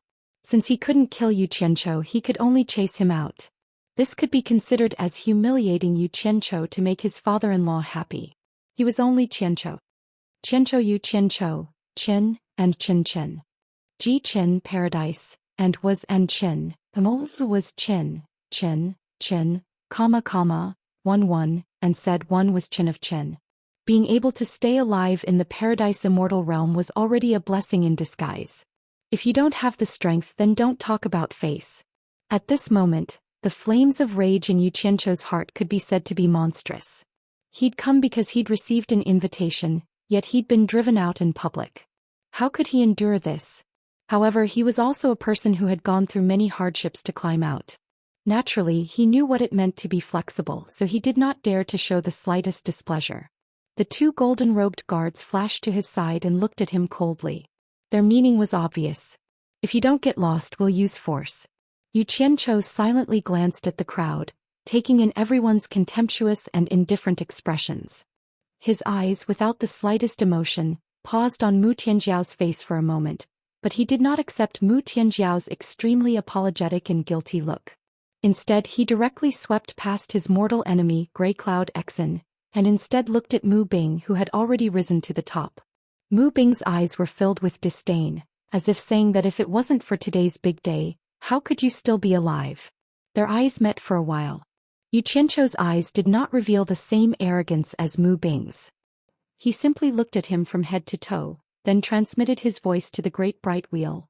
"Please, for the sake of Bat King Wei, help me bring Lady Lu along on the way back." The Great Bright Wheel secretly transmitted his voice back. "The people from Heartless Palace will not let you go. I will help you delay him for a while. After you leave the Paradise Immortal realm, find a secret place to hide. When I return I will bring you along with me. Naturally, Yu Qianchou knew that the great bright wheel was referring to was Grey Cloud Exen. He immediately replied proudly, although I am no match for him, if Grey Cloud Exen wants to kill me, he is not capable enough. There is no need to stop me. I, Yu Qianchou, will remember this friendship of yours. I will definitely repay you in the future. With that, he no longer had any lingering feelings for this place. Under the moonlight, he bore the humiliation all over his body and strode away. The great bright wheel looked at his back thoughtfully. He did not think that Yu Qianchou's words were too arrogant. Instead, he thought about how he was able to recruit Wei Chunqiu and Yun Ping to serve him. He must have some extraordinary qualities, so he would wait and see. Mu Tianjiao's eyes were filled with helplessness as she stared at the back of the resolute leaving figure.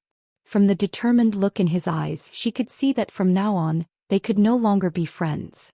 Instead, they might become enemies. Anyone who suffered such a great humiliation would probably never be able to forget it for the rest of their lives. Seeing Yu Qianchou's figure disappear outside the door, Mu Tianjiao's eyes were filled with frustration and helplessness. She looked at her father, not knowing what to say.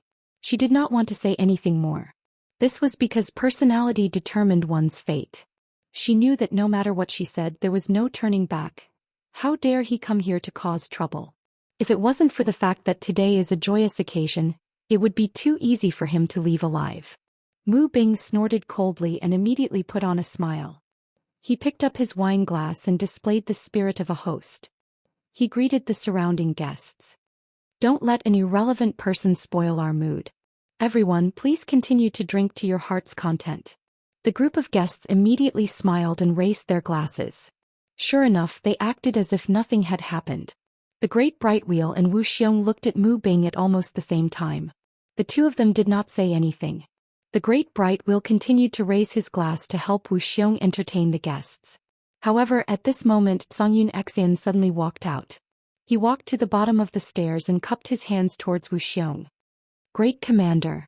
I am truly sorry. I am feeling unwell and will take my leave now. I hope the Great Commander will be magnanimous enough to forgive me. As soon as he said this, the guests from the various sects all looked at each other. They all knew that Songyun Xian's feeling unwell was just an excuse. It was most likely that he wanted to go out and kill Yu Qianchou. In the crowd, Wan Lihong looked at Songyun Xian with a strange expression. He thought that if this old man really killed the secret agent sent by the Celestial Emperor, then the Heartless Palace would be very lively. Since you are feeling unwell, I won't keep you. Wu Xiong smiled and raised his hand, gesturing for him to leave. Of course, he knew what Songyun Xian wanted to do. However, he wanted nothing more than for Songyun Xian to do this. He really did not want to leave Yu Qianchou alive. If Yu Qianchou really caught the eye of Immortal Lord Dancing Ji in the future, it would not be a good thing for him. Since someone was acting on his behalf and it had nothing to do with him, why not? Thank you for your help, Great Commander. I wish you and your wife a harmonious couple. I will take my leave first. Songyun Xian cupped his hands and strode away. Mu Bing's eyes lit up when he saw Songyun Xian leave.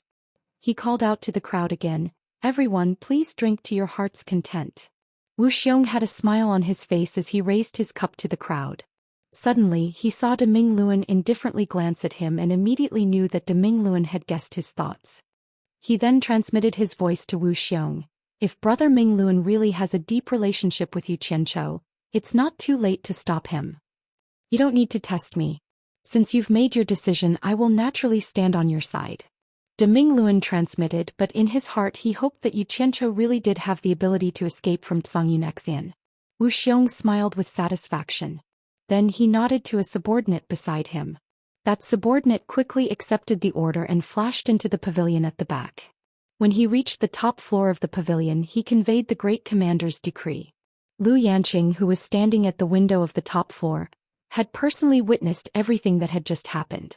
She had witnessed the scene of Yu Qianchou being humiliated and driven away. She had been silently standing at the window until she received the order from the golden-robed guard. She slowly turned around. Behind her, a guqin had already been placed on the table. Lu Yanqing walked over and sat down cross-legged. She gazed at the guqin and adjusted her emotions. A faint smile appeared on her face and her slender fingers began to touch the strings of the guqin. Ding ding dong dong. A clear and unrestrained prelude of a zither suddenly came from the top floor of the loft. That heartwarming rhythm instantly made everyone throw away their previous thoughts and worries. It immediately grasped everyone's heartstrings, allowing everyone's mood to gradually relax along with the zither. After the melody changed, a clear and melodious female voice sang from the pavilion, "The world of mortals is laughable. Infatuation is the most boring. It's good to look down on everyone. This life is not over, but the heart has no worries. I just want to be free and unfettered for the rest of my life. I smile at people when I'm awake and forget everything in my dreams. I sigh that the sky darkens too early. The next life is unpredictable. Love and hate are written off. I only wish to be happy until I'm old." Everyone's faces were filled with surprise and infatuation when they suddenly heard the sound of nature. The sound of cups rising and falling had completely disappeared. Everyone's eyes involuntarily looked up at the pavilion. It just so happened that the moon was hanging high in the sky above the pavilion. It was exceptionally bright. The sound of nature flowed out slowly under the hazy moonlight. Everyone felt as if they had fallen into a dream. They were so relaxed and happy that they could not extricate themselves. De Mingluan looked at the pavilion with some surprise. Others did not know, but he knew who was in the pavilion. It was the girl that he had personally brought. He just did not expect that Xianxia would have such a talent under him. She could play and sing such a beautiful song. However, other than the person playing and singing upstairs, only Mu Tianjiao downstairs knew who composed this song. Mu Tianjiao could not help but murmur to herself along with the song. "The higher the sky, the narrower the heart. Regardless of the cause and effect, I fall drunk alone." A woman was a woman after all. No matter how strong or rational she was still a woman. How many women did not like romance? Especially this kind of peerless heavenly sound that could be considered unprecedented in this world. How many women could not feel their hearts palpitate with excitement? It was a pity that the talented person who could produce such a romantic song had no fate with her. Mu Tianjiao suddenly felt a pang of pain in her heart. Her heart ached for not persevering. She felt that she had lost something because of something. Wu Xiong heard her murmur and tilted his head to look at her. He smiled and said, "My Wu Xiong's wife indeed has unique foresight. Her recommendation was not wrong at all. To be able to hear such heavenly music on our wedding day is the fortune of 3 lifetimes." He stretched out the empty wine cup in his hand and someone immediately filled it. He was in a good mood as he raised his cup and laughed heartily at everyone. As the song goes, we should sing to the wine and be happy until we're old. Let's drink to our heart's content. Chapter 9:14. Some people were happy while others were unhappy. While these people were drinking and singing, Yu Qianchou, who had been chased out in humiliation, was rushing out of the Paradise Immortal realm.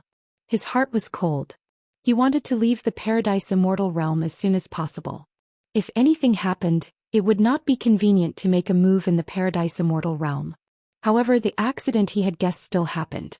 Yu Qianchou, who was flying at high speed, suddenly heard a cold snort. He turned his head and was shocked to see that Xianxia had caught up to him and was flying not far away from him. Yu Qianchou had thought that he would come, but he did not expect him to come so soon. "Why are you so flustered? Are you afraid now?" Xianxia sneered. Yu Qianchou immediately sneered, "Old dog. Do you think I need to be afraid of you now? Even if I gave you 100 guts, you wouldn't dare to make a move here." These words made Xianxia somewhat angry. However, after looking around, he really did not dare to make a move here. His expression twisted as he gritted his teeth and said, "You have a sharp tongue. Later I'll let you know what it means to beg for death." Yu Qianchou looked at him disdainfully and said, "Threatening me?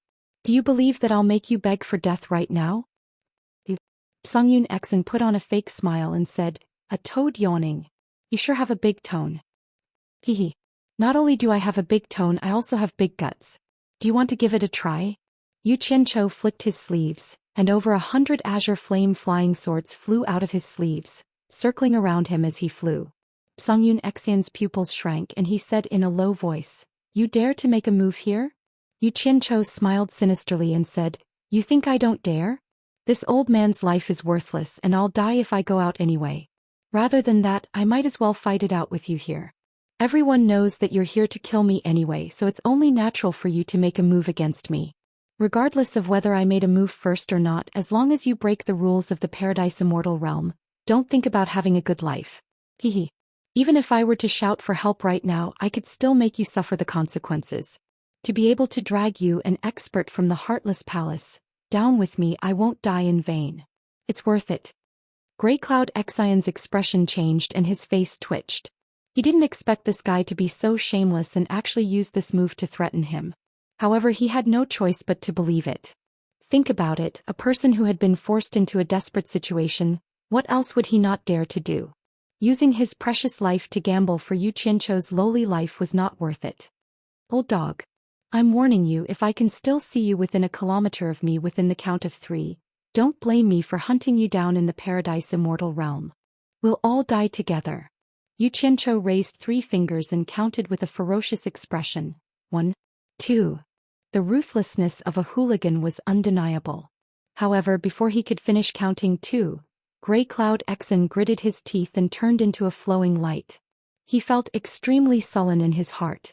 A grand early-stage Immortal Emperor expert was actually scared away by a small fry. However, he really couldn't afford to play such a hooligan game. Even if he wanted to bet, he didn't have the guts to do so. His life was more precious than the other parties. This was the so-called barefooted person wasn't afraid of those who wore shoes. Yu Qianzhou winked and cheerfully put away the flying swords that were circling around him. He really didn't have the confidence to fight against such an expert. If he wasn't forced into a corner, it would be best not to fight against such a person. The risk factor was just too great. As long as he could force the other party a little further away, once he left the Paradise Immortal realm, he would be able to escape at any time. Otherwise, with the other party by his side, there was a possibility of being killed at any time. Perhaps he wouldn't even have the time to escape. However, he only laughed for a short while before he couldn't laugh anymore. He could faintly see that Grey Cloud Xian was always in front of him. Clearly he was staring at him. According to this trend, the other party would sooner or later be waiting for him at the border of the Paradise Immortal realm. However, it wasn't convenient for him to teleport away.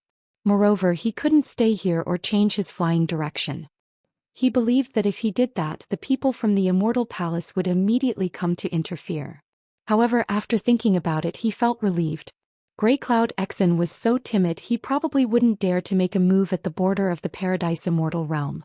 In the end, as Yu Qianzhou expected, when he was about to fly to the border of the Paradise Immortal realm, Grey Cloud Xian was floating in midair hundreds of meters away, waiting for him with a sinister smile. Yu Qianzhou's figure flashed and landed on a hill at the critical point. He raised his middle finger at Songyun Xian, his face full of mockery and disdain, and then directly burrowed into the ground. He knew Earth escape. Grey Cloud Xian was shocked. He immediately teleported over and scanned the surroundings with his perception. However, he couldn't find any trace of Yu Qianzhou. Grey Cloud Xian didn't believe that Yu Qianzhou could escape so quickly underground. Everything had happened in the blink of an eye. With the other party's cultivation, it was impossible for his Earth escape speed to be faster than the speed of his perception. However, after searching all over the place, he still couldn't find anything. In the end, the enraged Grey Cloud Xian would immediately wave his palms and shoot out rays of light whenever he found any suspicious places underground. Explosions shook the surroundings, blasting hundreds of deep holes in the ground. However, he still couldn't find any trace of Yu Qianzhou. After the commotion ended, Grey Cloud Xian couldn't help but stand dumbstruck on a hill in the wilderness. If this matter got out, he would definitely become the laughingstock of the immortal world. With his cultivation, he actually didn't even have the ability to hunt down Yu Qianzhou. In the Paradise Immortal mountain range not too far away, 2 golden-robed guards looked at each other. They had secretly received Wu Xiong's instructions to monitor the outcome of Grey Cloud Xian's attack on Yu Qianzhou. The 2 of them originally thought that Yu Qianzhou was dead for sure this time, but they didn't expect Grey Cloud Xian to actually fail. The 2 of them nodded speechlessly and turned into rays of light to return to life. In the basement of the World Commerce Association, Yu Qianzhou quietly appeared. He easily took off all his clothes and then soaked himself in the bath pool. Leaning against the wall, he leisurely hummed a part of a Beijing opera tune. Back then, this old man's team had just opened. There were only a dozen people and 7 or 8 guns. The Imperial Army chased me until I was dizzy. Thanks to sister-in-law Ah Qing, she told me to hide in a water jar. It was late at night and the wedding banquet in the Foreign Affairs Grand Commander's manor had already ended. Mu Bing was in a side room happily directing 2 guards to count the congratulatory gifts sent by various sections. De Mingluan, Lu Yanqing, Mu Tianjiao, and Wu Xiong were standing in the attic discussing something. You really don't want to go back? De Mingluan stared at Lu Yanqing and frowned. Miss Lu, I advise you to go back with me first. Before Yu Qianqiu left, he asked me to bring you back. Since I've already agreed, how can I not keep my promise? If there's anything, you can talk to Yu Qianqiu yourself. I won't get involved in your matters. Wu Xiong glanced at the hesitant Lu Yanqing. Under Mu Tianjiao's invitation, Lu Yanqing had already agreed to stay with Mu Tianjiao and not return to the World Commerce Association. Wu Xiong smiled and said to De Minglun, Brother Minglun, since Miss Lu has already agreed to my wife's request to stay, why don't you give me some face and let Miss Lu stay here? As for the World Commerce Association, it doesn't matter if she returns or not. I'm afraid that Yu Qianqiu won't be able to escape from Ash Gray Cloud Exin. De Minglun glanced at him and sneered, You're that confident? What if Yu Qianqiu escapes from Ash Gray Cloud Exin? So what? Wu Xiong glanced at Mu Tianjiao and said with a faint smile, Even if Yu Qianqiu is still alive, so what? If I, Wu Xiong, ask for a person from Yu Qianqiu, would he dare to refuse? De Mingluan's brows furrowed again. After thinking for a while, he said to Lu Yanqing, Miss Lu, if you really don't want to go back, why don't you write down your reasons? I'll help you bring them to Yu Qianqiu. It's better than having me go back empty-handed. Lu Yanqing nodded slightly and took out a jade archive. After thinking for a while, she injected something into it and handed it over to De Mingluan. De Mingluan put away the jade archive and stared at Lu Yanqing. I'll ask you again.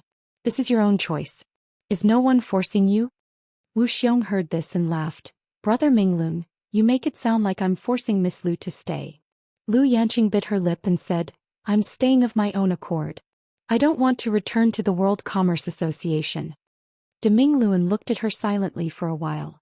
Seeing that she didn't seem to be lying, he said indifferently, Logically speaking, I should be forcefully bringing you back. But for Brother Wu's sake, I'll let it go. You're on your own. Finished speaking, he cupped his fists at Wu Xiong and was about to leave. But coincidentally, the 2 guards sent to keep an eye on Yu Qianqiu and Grey Cloud Exin had returned. They walked to the bottom of the stairs and bowed to Wu Xiong. Wu Xiong immediately smiled and said, Brother Minglun, please stay for now. It won't be too late to leave after listening. He then asked the 2 guards, How's the situation? The 2 of them looked at each other. One of them cupped his fists and replied, Reporting to the Great Commander, Grey Cloud Exin and Yu Qianqiu confronted each other after leaving the Paradise of Bliss.